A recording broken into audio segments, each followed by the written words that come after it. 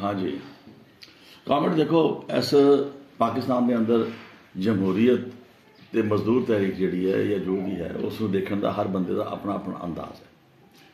मेरा एक अपना एंगल है, इस देखने का मे भी गलत भी हो सकता है। यह है कि 70 की दहाई की अगर गल करिए असीं उत्थों शुरू करिए तो वो नाल है कि उस वक्त साड़ी इंडस्ट्री इत्थे लायलपुर, उकाड़ा, मुल्तान या मुख्तलिफ बड़े जी हाँ जी, तो क्योंकि साढ़े को उस वक्त इंडस्ट्री सी, बड़ी इंडस्ट्री, बड़ी भारी इंडस्ट्री सी, जिसकी वजह तो साड़ी मजदूर तहरीक भी मजबूत सी। कारखाने, हर कारखाने के अंदर तकरीबन कोई 5000, 4000, 5000 इस तो भी ज़्यादा मजदूर काम करते सी। बूरे वाले की टैक्सटाइल मिल सी, यानी कि जिथे भी तुम जाओगे तो उस वक्त इंडस्ट्री जी टैक्सटाइल इंडस्ट्री जी है वो बूम पर सी। हर टैक्सटाइल इंडस्ट्री के अंदर उस वक्त मजदूर कॉलोनियां मौजूद सगियां। 24 आवर उत्थे मजदूर जोड़े ने वो रहिंदे सी, ते बल्कि एक नस्ल नहीं, 2-2, 3-3 नस्लों तो उन्होंने फैक्ट्रियां के अंदर वो काम करते सी, ते उत्थे और रिहायश पजीर भी उत्थे हुंदे सी। उस वक्त उस तो बाद जिस वक्त अगे असीं टुरदे हैं तो पाकिस्तान के अंदर एक इंडस्ट्रीयल रिसैशन का दौर आया, जिहदे विच साडी इंडस्ट्री नूं बड़ी प्लैनिंग दे नाल तबाह कर दिता गया।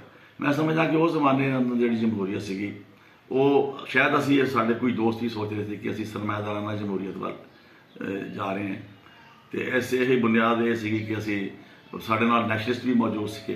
तो उस वक्त के तरक्की पसंदा ने एक नैरेटिव ये भी दिता कि सानू कौमी जमहूरी इनकलाब वाल जाना चाहिए। वो बुनियादी वजह यह सी कौमी तहरीकां भी अपने जोरों पर सीगियां, तो मजदूर तहरीक जी है और निचले तबके दी तहरीकां जी साढ़े को वो भी खासियां मजबूत सीगियां। उस तो बाद ये होया कि अफगानिस्तान का इनकलाब आ जाता है। जो अफगानिस्तान के इनकलाब तो बाद फिर अमरीका होर ज़्यादा कॉन्शियस होकर इस मुल्क के अंदर बकायदा अपने इन्होंने गुमाश्तियां ते अपने जोड़े दलाल ने उन्होंने जरिए इस मुल्क के अंदर उन्होंने इंडस्ट्री को तबाह कर दिता। साड़ी इतनी बड़ी इंडस्ट्री जी है जी कि होर अगे वधनी चाहिए सी, वो इंडस्ट्री को खत्म करके उत्थे हाउसिंग कॉलोनियां बना दी गई।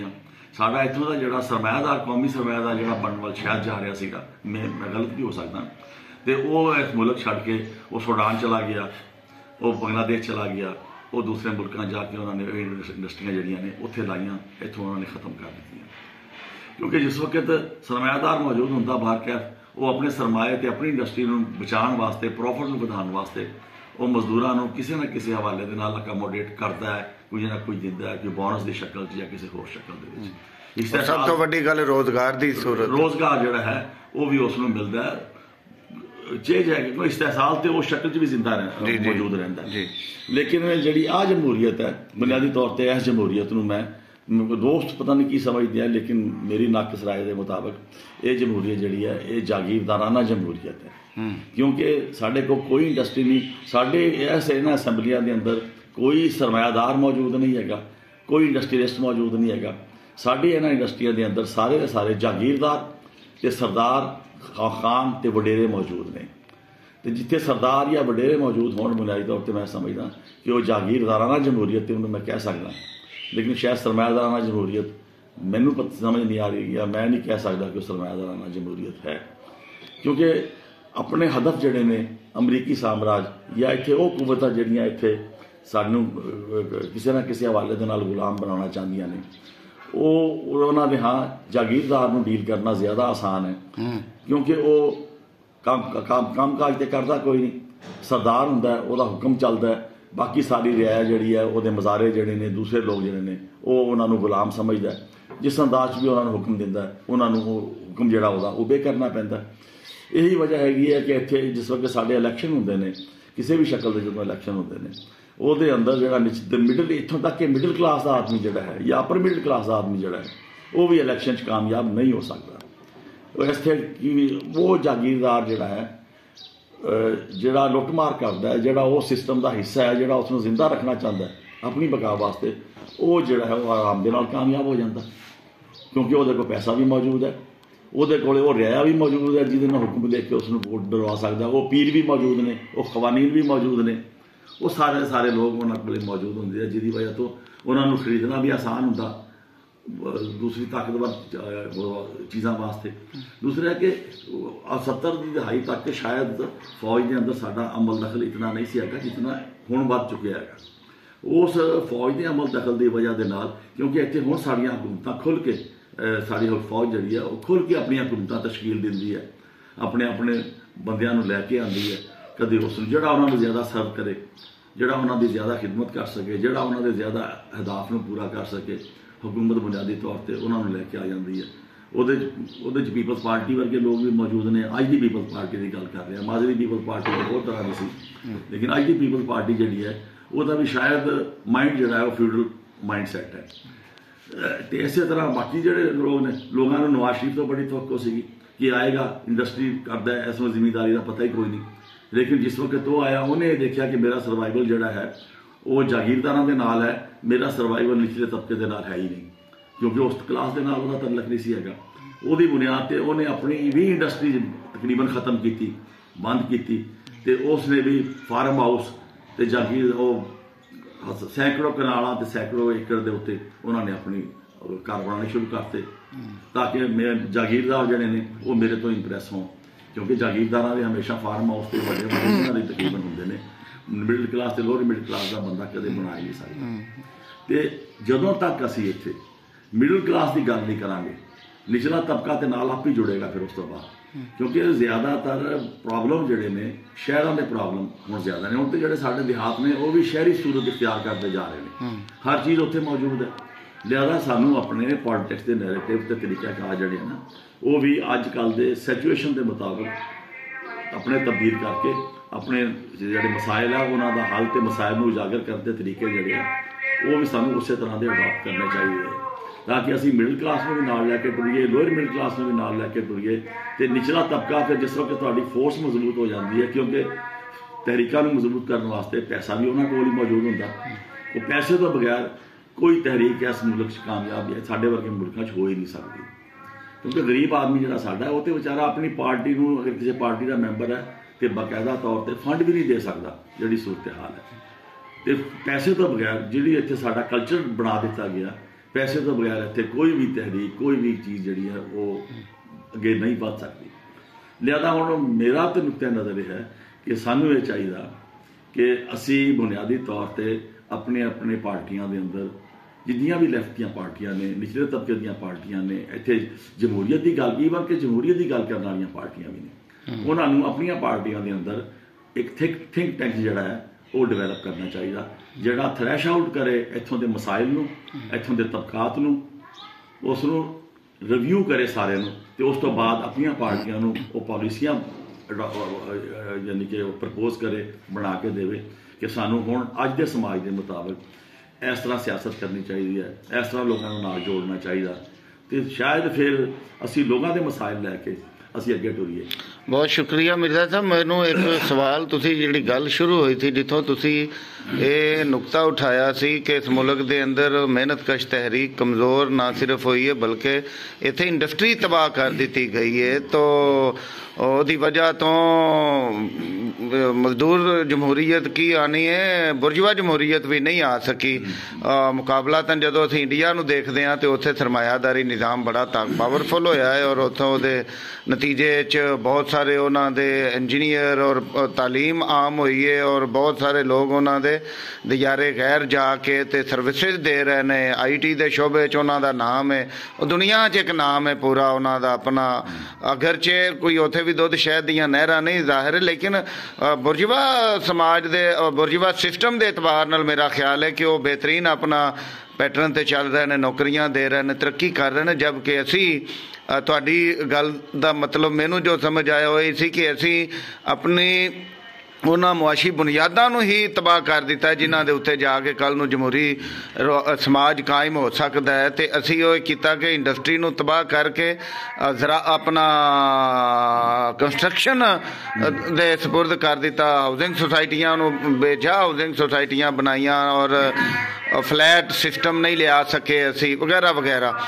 ਤੋ ਇਸ ਹਵਾਲੇ ਨਾਲ ਮਜ਼ੀਦ ਅਗਰ ਤੁਸੀਂ ਦੱਸਣਾ ਚਾਹੋ, ਠੀਕ ਤੁਸੀਂ ਆਪਣਾ ਨੁਕਤਾ ਉਠਾਇਆ ਕਿ ਮਿਹਨਤਕਸ਼ਾਂ ਦੀਆਂ ਜਮਾਤਾਂ ਨੂੰ ਅੱਗੇ ਕੀ ਕਰਨਾ ਚਾਹੀਦਾ, ਮਗਰ ਮੈਂ ਪੁੱਛਣਾ ਹੈ, ਅਗਲਾ ਸਵਾਲ ਇਹ ਪੁੱਛਣਾ ਚਾਹ ਰਿਹਾ ਕਿ ਇਹਦੇ ਪਿੱਛੇ ਆਲਮੀ ਇਦਾਰਿਆਂ ਦਾ ਕੋਈ ਮਸਲਾ ਹੈ, ਸਾਡੇ ਹੁਕਮਰਾਨਾਂ ਦੀ ਨੀਅਤ ਦਾ ਮਸਲਾ ਹੈ, ਜਾਂ ਕੋਈ ਤੀਸਰੀ ਗੱਲ ਤੁਸੀਂ ਸਮਝਦੇ ਹੋ ਕਿ ਕਿਉਂ ਅਸੀਂ ਇਸ ਪਾਸੇ ਨੂੰ ਗਏ ਹਾਂ, ਸਾਡੀ ਇੰਡਸਟਰੀ ਵਧਣ ਦੀ ਬਜਾਏ ਕਿਉਂ ਘਟਦੀ ਗਈ ਹੈ? ਬੁਨਿਆਦੀ ਤੌਰ ਤੇ ਆਲਮੀ ਮਫਾਦਾਤ ਜਿਹੜੇ ਨੇ ਉਹਨਾਂ ਦਾ ਜ਼ਿਕਰ ਤੇ ਉਹ ਤੇ ਹਰ ਜਗ੍ਹਾ ਉਹ ਤੇ ਹਰ ਵਕਤ ਐਗਜ਼ਿਸਟ ਕਰ ਰਹੇ ਹੁੰਦੇ ਜੀ।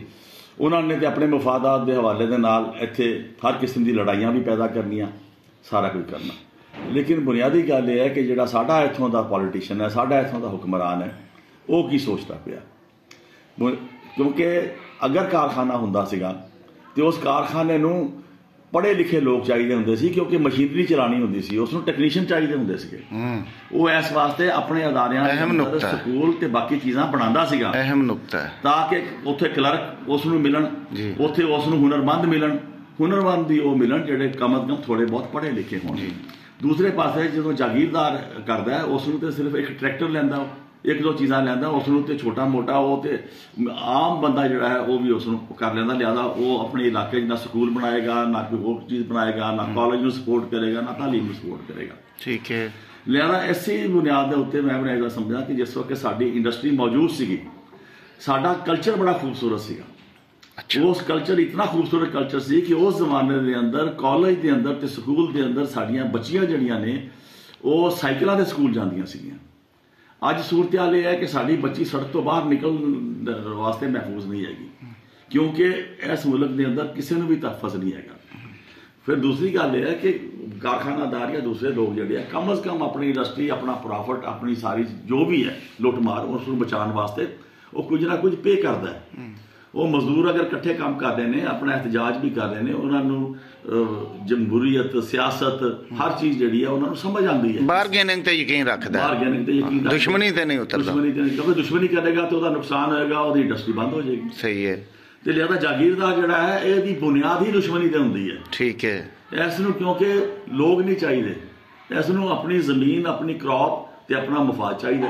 ਜ਼ਿਆਦਾ ਉਸ ਨਤੀਜੇ ਦੇ ਅੰਦਰ ਉਹ ਆਪਣੀ ਦੁਸ਼ਮਣੀਆਂ ਪੈਦਾ ਕਰਕੇ ਉਹ ਕਹਿੰਦਾ ਕਿ ਅਗਰ ਲੋਕ ਇਕੱਠੇ ਹੋਣਗੇ, ਲੋਕ ਅਗਰ ਇਕੱਠੇ ਹੋ ਜਾਣਗੇ ਤੇ ਉਹ ਲੜਾਈ ਲੜਨਗੇ, ਉਹਨਾਂ ਨੂੰ ਸ਼ੌਰ ਵੀ ਆ ਸਕਦਾ।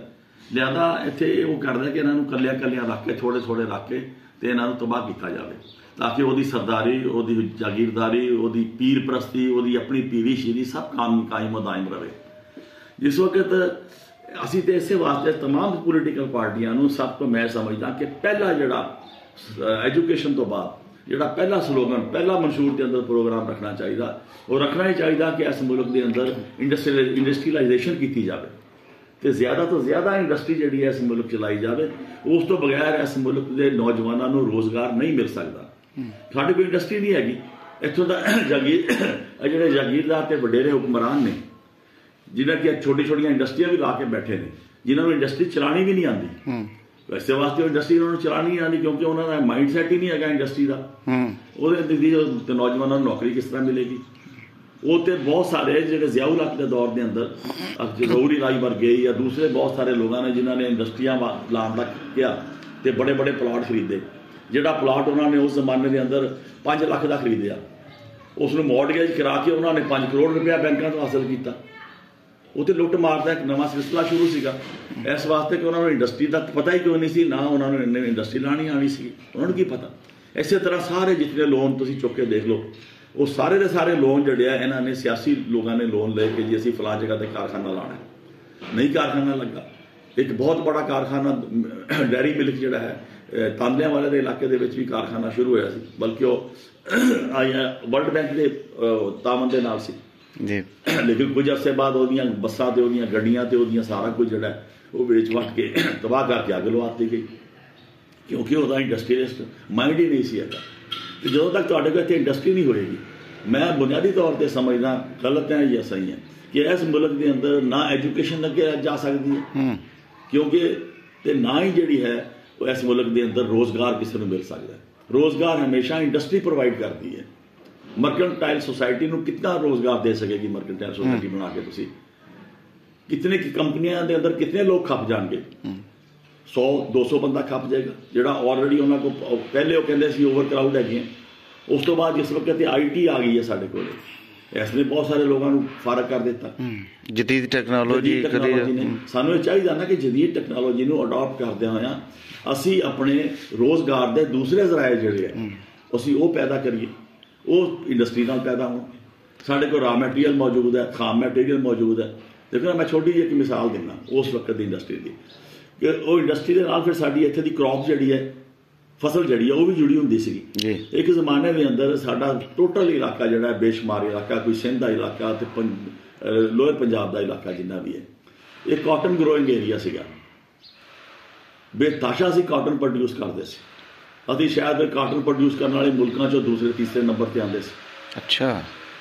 ਤੇ ਸਾਡੀ ਕਾਟਨ ਦੀ ਕੁਆਲਿਟੀ ਬਹੁਤ ਅੱਛੀ ਸੀ। ਉਹਦੇ 'ਚ ਕੀਤਾ ਕੀ ਗਿਆ ਕਿ ਇਹ ਉਸ ਇੱਕ ਕਾਟਨ ਦੇ ਨਾਲ, ਕਾਟਨ ਦੀ ਕ੍ਰੌਪ ਦੇ ਨਾਲ ਹੁੰਦਾ ਕੀ ਸੀ ਕਿ ਬੇਸ਼ੁਮਾਰ ਇੰਡਸਟਰੀਆਂ ਚੱਲਦੀਆਂ ਸੀ।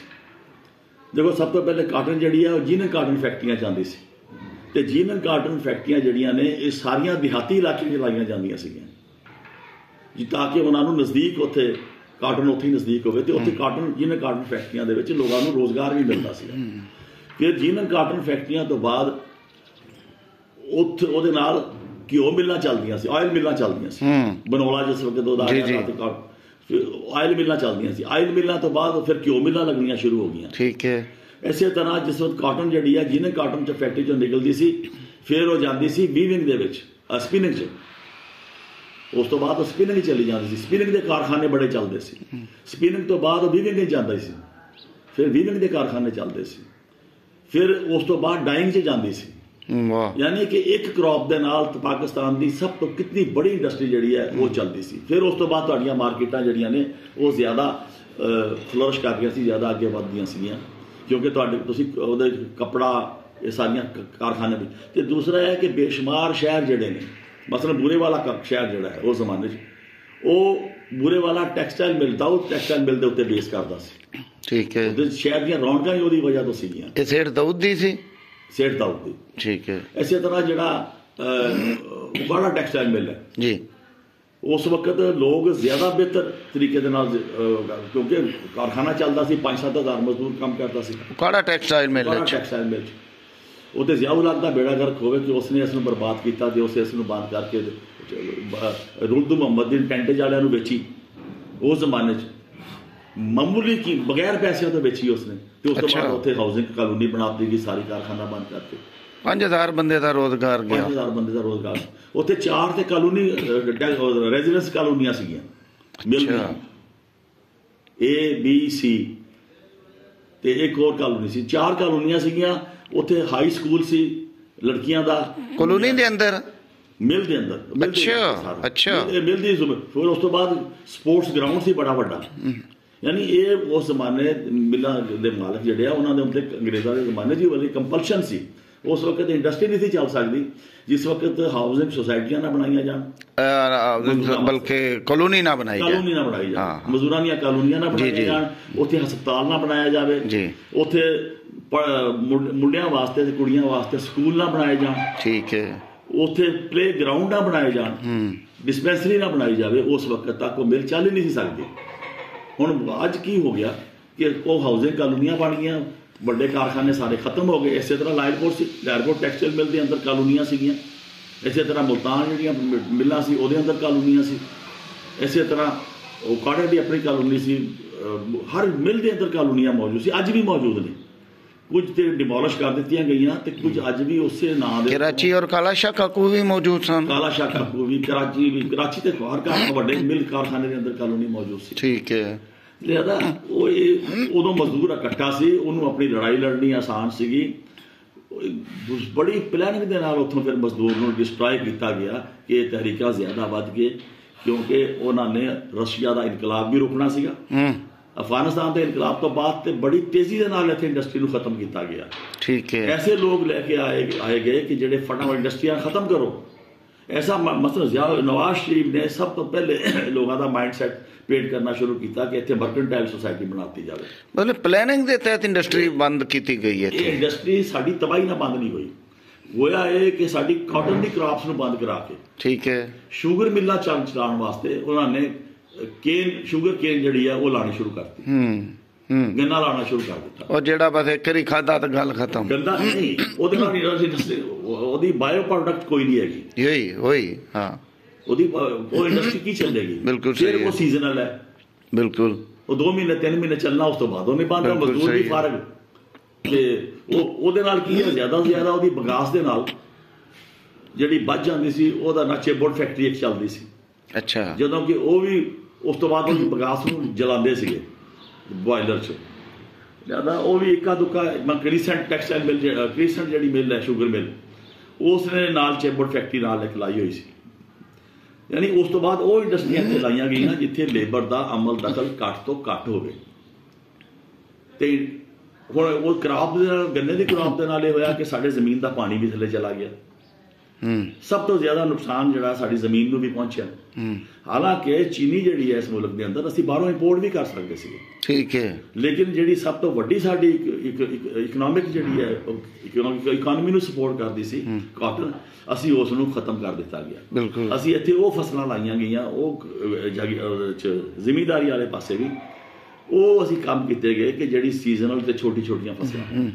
ਇਹੀ ਵਜ੍ਹਾ ਹੈ ਕਿ ਸਾਡੀਆਂ ਮਹਿੰਗਾਈਆਂ ਵੀ ਵਧੀਆਂ, ਸਾਡੇ ਕੋਲ ਬਾਕੀ ਚੀਜ਼ਾਂ ਹੀ ਵਧੀਆਂ, ਬੇਰੁਜ਼ਗਾਰੀ ਤੇ ਇੰਤਹਾ ਦੀ ਵੱਧ ਗਈ ਹੈ। ਇਹਦੇ ਨਾਲ ਨਾਲ ਹੀ ਉਹਨਾਂ ਨੇ 1993 ਚ ਬਿਜਲੀ ਨੂੰ ਜਿਹੜਾ ਤਕਸੀਮ, ਉਹ ਸਾਰਾ ਉਸੇ ਦਾ ਹਿੱਸਾ ਸੀਗਾ। ਬਜਾਏ ਕਿ ਬਿਜਲੀ ਦੇ ਗਿਲਗਿਤ ਬਲਤਿਸਤਾਨ ਦੇ ਅੰਦਰ ਇਤਨੀ ਬਿਜਲੀ ਪੈਦਾ ਕੀਤੀ ਜਾ ਸਕਦੀ ਹੈ ਕਿ ਤੁਸੀਂ ਪੂਰੇ ਪਾਕਿਸਤਾਨ ਨੂੰ ਨਹੀਂ ਬਲਕਿ ਹੋਰ ਵੀ ਇੱਕ ਅੱਧੇ ਛੋਟੇ ਮੁਲਕ ਨੂੰ ਮੁਫਤ ਦੇ ਸਕਦੇ ਹੋ। ਠੀਕ ਹੈ। ਇਸੇ ਤਰ੍ਹਾਂ KPK ਦੇ ਅੰਦਰ ਡੈਮ ਬਣ ਸਕਦੇ ਆ, ਬਲੋਚਿਸਤਾਨ ਦੇ ਅੰਦਰ ਡੈਮ ਬਣ ਸਕਦੇ। ਮੁਹੰਮਦ ਡੈਮ ਤਾਂ ਹੁਣ ਬਣਾ ਰਹੇ ਨੇ, ਕੋਈ ਦਿਨਾਂ ਤੱਕ ਚੱਲ ਜਾਏਗਾ। ਉਹ ਸਾਰਾ ਜਦੋਂ ਚੱਲੇਗਾ ਉਹ ਗੱਲ ਹੈ, ਲੇਕਿਨ ਜਦੋਂ ਲੇਕਿਨ ਇੰਡੀਆ ਨੇ ਕਿੰਨੇ ਡੈਮ ਬਣਾਏ ਉਸ ਤੋਂ ਬਾਅਦ। ਅਸੀਂ ਜਿਹੜੇ ਡੈਮ ਵੀ ਬਣਾਏ, ਉਹ ਜਿਹਦੀ ਵੀ ਮਦਦ ਦੇ ਨਾਲ ਡੈਮ ਬਣਾਏ, ਅੱਛਾ, ਉਹਦੇ ਨਾਲ ਕੀ ਕੀਤਾ ਕਿ ਉੱਥੋਂ ਜਿਹੜੇ ਲੋਕ ਡਿਸਲੋਕੇਟ ਹੋਏ, ਅਸੀਂ ਉਹਨਾਂ ਨੂੰ ਵੀ ਅਕੋਮੋਡੇਟ ਨਹੀਂ ਕਰ ਸਕੇ, ਨਾ ਕੀਤਾ, ਅੱਜ ਤੱਕ ਨਹੀਂ ਕਰ ਸਕੇ। ਉਹਨਾਂ ਦਾ ਲੋਡ ਜਿਹੜਾ ਉਹ ਵੀ ਸ਼ਹਿਰਾਂ ਵਾਲੇ ਪਾਸ ਵੀ ਤੁਸੀਂ ਉੱਥੇ ਹੁਣ KPK ਦੇ ਅੰਦਰ ਇੰਡਸਟਰੀ ਕੋਈ ਨਹੀਂ ਹੈਗੀ, ਲੇਕਿਨ ਹੁਣ ਉਹ ਲੋਕ ਕੀ ਕਰਦੇ, ਉਹ ਲੋਕ ਦੂਸਰੇ ਸੂਬਿਆਂ ਜਾਣਗੇ, ਕਰਾਚੀ ਜਾਏਗਾ, ਆਪਣੇ ਘਰ ਛੱਡ ਕੇ ਜਾਣਗੇ, ਘਰੋਂ ਬੇਘਰ ਹੋਣਗੇ ਰੋਜ਼ਗਾਰ ਵਾਸਤੇ। ਬੜੀ ਅਹਿਮ ਗੱਲ ਹੈ। ਅਗਰ ਉਹਨਾਂ ਇਲਾਕਿਆਂ ਦੇ ਅੰਦਰ ਛੋਟਿਆਂ ਦੇ ਅੰਦਰ ਅਗਰ ਇੰਡਸਟਰੀ ਡਿਵੈਲਪ ਕਰ ਦਿੱਤੀ ਜਾਂਦੀ, ਉੱਥੇ ਰਾ ਮੈਟੀਰੀਅਲ ਵੀ ਮੌਜੂਦ ਸੀਗਾ, ਉੱਥੇ ਰਾ ਮੈਟੀਰੀਅਲ ਪਹੁੰਚਣਾ ਵੀ ਕੋਈ ਜ਼ਿਆਦਾ ਮੁਸ਼ਕਲ ਨਹੀਂ ਸੀ ਹੈਗਾ, ਉਸ ਇਲਾਕੇ ਦੇ ਮੁਤਾਬਕ ਉੱਥੇ ਇੰਡਸਟਰੀ ਲਾ ਦਿੱਤੀ ਜਾਂਦੀ ਤੇ ਤਾਂ ਕਿ ਉਹ ਲੋਕ ਆਪਣੇ ਘਰਾਂ 'ਚ ਰੋਜ਼ਗਾਰ ਬਣਦੇ।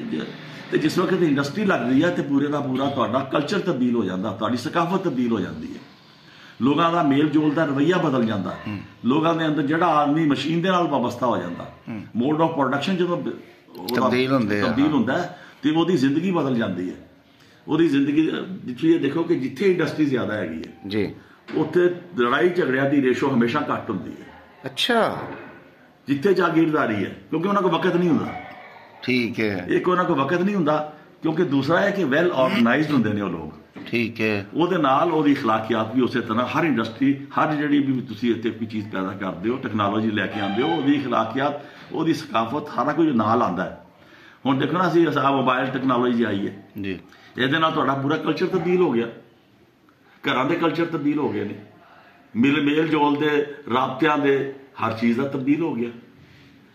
ਤੇ ਜਿਸ ਵਕਤ ਤੁਸੀਂ ਉਹ ਜਾਗੀਰਦਾਰੀ ਤੇ ਉਹੀ ਸਿਸਟਮ ਰੱਖੋਗੇ ਤੇ ਲੋਕ ਜਿਹੜੇ ਪਿੰਡਾਂ ਥਾਵਾਂ 'ਚੋਂ ਸ਼ਹਿਰਾਂ ਜਾ ਕੇ ਵੀ ਕੰਮ ਕਰਦੇ ਨੇ। ਇਸ ਵਕਤ ਕਾਰਖਾਨੇ ਦੀ ਸੂਰਤ ਹਾਲ ਹੈ ਕਿ ਕਿਸੇ ਦੇ ਕੋਲੇ ਕੋਈ ਕਾਰਖਾਨੇ ਦੇ ਕੋਲ ਕਾਨੂੰਨੀ ਨਹੀਂ ਹੈਗੀ, ਇੱਥੋਂ ਤੱਕ ਕਿ ਉਹਨਾਂ ਨੂੰ ਹਾਊਸ ਰੈਂਟ ਵੀ ਨਹੀਂ ਦਿੱਤਾ ਜਾਂਦਾ। ਦਰੁਸਤ ਹੈ।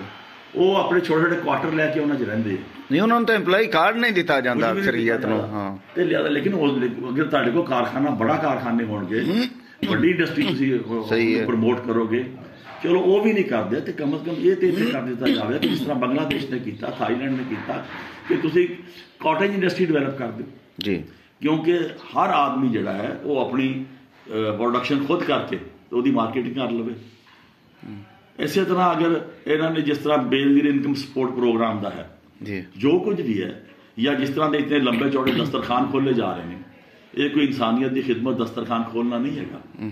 ਇਹ ਸਾਨੂੰ ਤੇ ਭਿਖਾਰੀ ਤੇ ਭੀਖ ਮੰਗਣ ਵਾਲੇ ਬਣਾਇਆ ਜਾ ਰਿਹਾ, ਔਰ ਸੋਚੀ ਸਮਝੀ ਪਲੈਨਿੰਗ ਦੇ ਤਹਿਤ ਬਣਾਇਆ ਜਾ ਰਿਹਾ, ਕਿਉਂਕਿ ਜਿਸ ਕੌਮ ਨੂੰ ਮੰਗਣ ਦੀ ਤੇ ਮੁਫਤ ਖਾਣ ਦੀ ਆਦਤ ਪੈ ਜੇ, ਉਹ ਕੌਮ ਨਾ ਲੜ ਸਕਦੀ ਹੈ, ਉਹਦੀ ਤੇ ਗੈਰਤ ਤੱਕ ਜਿਹੜੀ ਹੈ ਮਾਰ ਦਿੱਤੀ ਜਾਂਦੀ ਹੈ, ਉਹਦੀ ਇੱਜ਼ਤ ਨਫਸ ਜਿਹੜੀ ਹੈ ਖਤਮ ਕਰ ਦਿੱਤੀ ਜਾਂਦੀ ਹੈ। ਤੇ ਅਗਰ ਬੇਨਜ਼ੀਰ ਇਨਕਮ ਸਪੋਰਟ ਪ੍ਰੋਗਰਾਮ ਜਿਹੜਾ ਹੈ, ਜਿਹੜੇ ਖਵਾਤੀਨ ਨੂੰ ਪੈਸੇ ਦਿੰਦੇ ਆ, ਅਗਰ ਇਹ 4-4, 5-5 ਜਾਂ 10-10 ਖਵਾਤੀਨ ਦੇ ਗਰੁੱਪ ਬਣਾ ਕੇ ਤੇ ਇਹਨਾਂ ਨੂੰ ਛੋਟੀ ਕਾਟੇਜ ਇੰਡਸਟਰੀ ਦੀ ਸ਼ਕਲ 'ਚ ਪ੍ਰਮੋਟ ਕਰ ਦਿੱਤਾ ਜਾਵੇ, ਤਾਂ ਕਿ ਇਹ ਖਵਾਤੀਨ 5 ਜਿਹੜੀਆਂ ਨੇ ਇਹ ਆਪਣੀ ਸਿਲਾਈ ਕਢਾਈ ਮਸ਼ੀਨਾਂ ਦੇ ਦਿੱਤੀਆਂ ਜਾਣ, ਛੋਟੇ ਯੂਨਿਟ ਦੇ ਦਿੱਤੇ ਜਾਣ, ਤੇ ਜਿਸ ਤਰ੍ਹਾਂ ਬੰਗਲਾਦੇਸ਼ 'ਚ ਤੇ ਆਪਣੀ ਕਮ ਅਜ਼ ਕਮ ਰੋਜ਼ਗਾਰ, ਇੱਜ਼ਤ ਦੀ ਰੋਜ਼ਗਾਰ ਕਮਾਉਣ।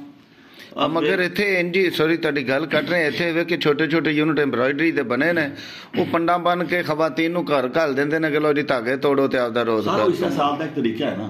ठीक है ਤੇ ਉਹਨਾਂ ਨੂੰ ਨਾ ਤੇ ਦੋਨੋਂ ਵਿਚਾਰੀਆਂ ਸਾਰਾ ਦਿਨ ਘਰ ਦੇ ਕੰਮ ਹੀ ਉਹਨਾਂ ਨੇ ਕਰਨੇ ਉਸ ਤੋਂ ਬਾਅਦ ਉਹਨਾਂ ਨੇ ਜਿਹੜੇ ਅੱਛਾ ਫਿਰ ਦੂਸਰੀ ਗੱਲ ਹੈ ਕਿ ਅਗਰ ਉਹ ਧਾਗੇ ਤੋੜੋ ਉਸ ਦੀ ਮਿਹਨਤ ਦੇ ਮੁਤਾਬਕ ਉਹਨਾਂ ਨੂੰ ਪੈਸੇ ਦੇ ਦਿਓ। हाँ सही गल है तो पैसे कोई नहीं ਦਿੱਤੇ ਜਾਂਦੇ ਉਹਨਾਂ ਨੂੰ ਲਿਆਦਾ ਇਹ ਬੁਨਿਆਦੀ ਤੌਰ ਤੇ ਇਹ ਤੇ ਲੇਬਰ ਹੈਗੀ ਹੈ बिल्कुल ठीक है ਕਾਟਨ ਇੰਡਸਟਰੀ ਨਹੀਂ ਇਹਨੂੰ ਕਿਹਾ ਜਾ ਸਕਦਾ और स्किल्ड लेबर भी नहीं ਉਹ ਸਕਿਲਡ ਲੇਬਰ ਵੀ ਨਹੀਂ ਹਾਂ। ਤੇ ਲਿਆਦਾ ਜਿਹੜੀ ਐਮਬਰਾਇਡਰੀ ਵਾਲੀ ਹੈ ਉਹ ਇੱਕ ਕਾਰਖਾਨਾ ਲਾ ਕੇ ਉਹ ਵੀ ਲੋਕਾਂ ਨੂੰ ਰਗੜੇ ਦਿੰਦਾ ਉਸ ਤੋਂ ਬਾਅਦ ਜਿਹੜੇ ਉਹ ਆਪਣੇ ਧਾਗੇ ਜਾਂ ਕਲਿੱਪਿੰਗ ਵਾਸਤੇ ਭੇਜਦੇ ਉਹਨੂੰ ਕਲਿੱਪਿੰਗ ਕਹਿੰਦੇ जी जी जी जी बिल्कुल ਤੇ ਉਹਦੇ ਨਤੀਜੇ 'ਚ ਹੁੰਦਾ ਕੀ ਹੈ ਕਿ ਉਹਨਾਂ ਨੂੰ ਵਿਚਾਰੀਆਂ ਨੂੰ ਕੀ ਮਿਲਦਾ ਹੈ?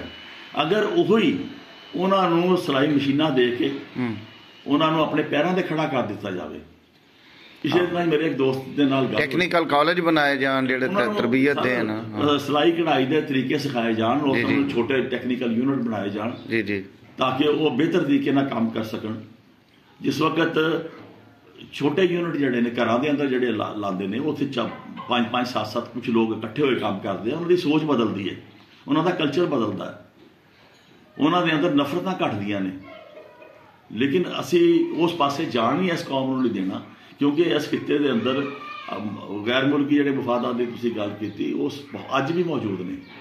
ਸਾਨੂੰ ਕਿਸੇ ਕਦੇ ਤੇ ਮਜ਼ਹਬ ਦੇ ਨਾਂ ਤੇ ਲੜਾਇਆ ਜਾਂਦਾ ਕਿਸੇ ਦੀ ਲੜਾਈ ਅਸੀਂ ਲੜ ਰਹੇ ਹਾਂ ਕਿਸੇ ਅਸੀਂ ਜੰਨਤ ਤੇ ਦੋਜ਼ਖ ਦੇ ਲਾਲਚ ਦੇ ਵਿੱਚ ਅਸੀਂ ਲੜਦੇ ਹਾਂ ਕਿਸੇ ਅਸੀਂ ਸਾਨੂੰ ਲੜਾਇਆ ਜਾਂਦਾ ਸਕਾਫਤ ਦੇ ਹਵਾਲੇ ਦੇ ਨਾਲ ਕਦੇ ਲੜਾਇਆ ਜਾਂਦਾ ਸਾਨੂੰ ਜੁਗਰਾਫੀਆ ਦੇ ਹਵਾਲੇ ਦੇ ਨਾਲ। ਲੇਕਿਨ ਹੁਣ ਬੁਨਿਆਦੀ ਤੌਰ ਤੇ ਮੈਂ ਇਹ ਸਮਝਦਾ ਕਿ ਇਸ ਖਿੱਤੇ 'ਚ ਹੁਣ ਲੜਾਈ ਮਜ਼ਹਬ ਦੇ ਹਵਾਲੇ ਨਾਲ ਨਹੀਂ ਹੋਣੀ। अच्छा ਹੁਣ ਲੜਾਈ ਕਿਸੇ ਹੋਰ ਹਵਾਲੇ ਨਾਲ ਨਹੀਂ ਹੋਣੀ। ਹੁਣ ਲੜਾਈ ਅਗਰ ਹੋਣੀ ਹੈ ਤੇ ਜੁਗਰਾਫੀਆਈ ਹਵਾਲੇ ਲੜਾਈ ਹੋਣੀ ਹੈ। अच्छा ਕਿਉਂਕਿ ਇਹ ਬੜਾ ਸੈਂਸਿਟਿਵ ਮਸਲਾ ਹੁੰਦਾ ਜਾ ਰਿਹਾ ਖਾਸ ਤੌਰ ਤੇ ਬਲੋਚਿਸਤਾਨ ਦਾ KPK ਤੇ ਗਿਲਗਿਤ ਬਲਤਿਸਤਾਨ ਦਾ ਇਲਾਕਾ ਹੋ ਗਿਆ ਉੱਥੇ ਵੀ ਇਹੀ ਲੜਾਈ ਇਸੇ ਸ਼ਕਲ ਦੀ ਇਖਤਿਆਰ ਹੋਏਗੀ। ਉੱਥੇ ਹੁਣ ਮਜ਼ਹਬੀ ਤਹਿਰੀਕਾਂ ਦਬ ਗਈਆਂ ਨੇ ਥੱਲੇ ठीक ਹੁਣ है ਮਜ਼ਹਬੀ ਤਹਿਰੀਕਾਂ ਉਸ ਹਵਾਲੇ ਨਾਲ ਨਹੀਂ ਨੇ। ठीक है ਤੁਹਾਡਾ ਈਰਾਨ ਦੇ ਨਾਲ ਜਿਹੜਾ ਫੱਡਾ ਸ਼ੁਰੂ ਹੋਇਆ जी ਉਹ ਕੀ ਹੈ? ਉਸ ਨੂੰ ਨਾਂ ਤੁਸੀਂ ਕੋਈ ਵੀ ਦੇ ਦਿਓ जी जी ਉਸ ਨੂੰ ਨਾਂ ਤੁਸੀਂ ਕੋਈ ਵੀ ਦੇ ਦਿਓਗੇ ਕਿ ਜਨਾਬ ਉੱਥੇ ਜਿਹੜੇ ਨੇ ਉਹ ਅਲੈਦਗੀ ਪਸੰਦ ਤੇ ਦਹਿਸ਼ਤਗਰਦ ਸੀਗੇ। ਅਗਰ ਇਹਨਾਂ ਨੂੰ ਪਤਾ ਸੀ ਤੇ ਤੁਹਾਡੇ ਸਾਡੇ ਵਾਲੇ ਪਾਸੇ ਵੀ ਤੇ ਮੌਜੂਦ ਸੀ ਨਾ ਅਸੀਂ ਕਿਉਂ ਨਹੀਂ ਅੱਜ ਤੱਕ ਉਹਨਾਂ ਨੂੰ ਟੇਸ ਆਊਟ ਕੀਤਾ?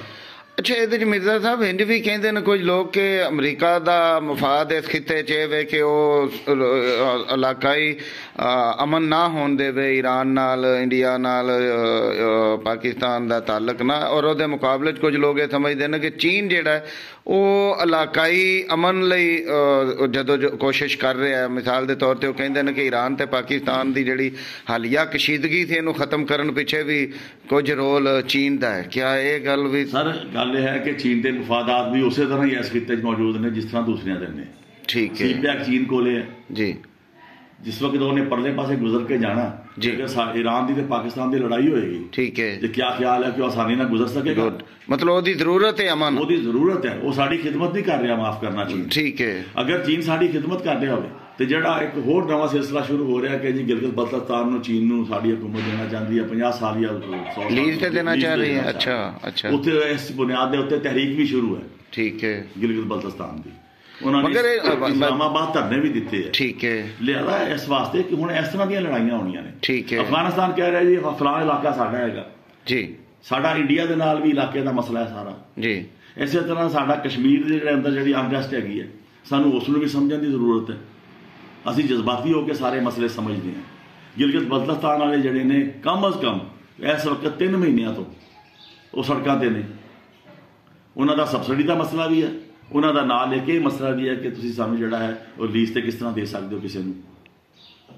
ਇਹ ਨਾ ਚਾਈਨਾ ਦੇ ਆਪਣੇ ਮਫਾਦਾਤ ਨੇ ਇਸ ਖਿੱਤੇ 'ਚ ਇੰਡੀਆ ਦੇ ਆਪਣੇ ਮਫਾਦਾਤ ਨੇ ਅਮਰੀਕਾ ਦੇ ਆਪਣੇ ਮਫਾਦਾਤ ਨੇ ਕਿਉਂਕਿ ਹੁਣ ਕੋਲਡ ਵਾਰ ਜਿਹੜੀ ਹੈ ਰਸ਼ੀਆ ਦੀ ਤੇ ਚਾਈਨਾ ਦੇ ਨਾਲ ਖਤਮ ਹੋ ਗਈ ਹੈ ਅਮਰੀਕਾ ਦੇ ਨਾਲ ਜੀ। ਹੁਣ ਚਾਈਨਾ ਦੇ ਤੇ ਅਮਰੀਕਾ ਦੀ ਕੋਲਡ ਵਾਰ ਸ਼ੁਰੂ ਹੈ। ਠੀਕ ਹੈ ਲਿਆਦਾ ਹੁਣ ਜਿਸ ਤਰ੍ਹਾਂ ਦਾ ਸਾਡਾ ਰਜੀਮ ਹੈਗਾ ਜਿਸ ਤਰ੍ਹਾਂ ਦਾ ਸਾਡਾ ਇਲਾਕਾ ਹੈਗਾ ਪਹਿਲੇ ਤਜਰਬੇ ਤੇ ਕਰ ਚੁੱਕਿਆ ਅਮਰੀਕਾ ਕੋਲਡ ਵਾਰ ਦੇ।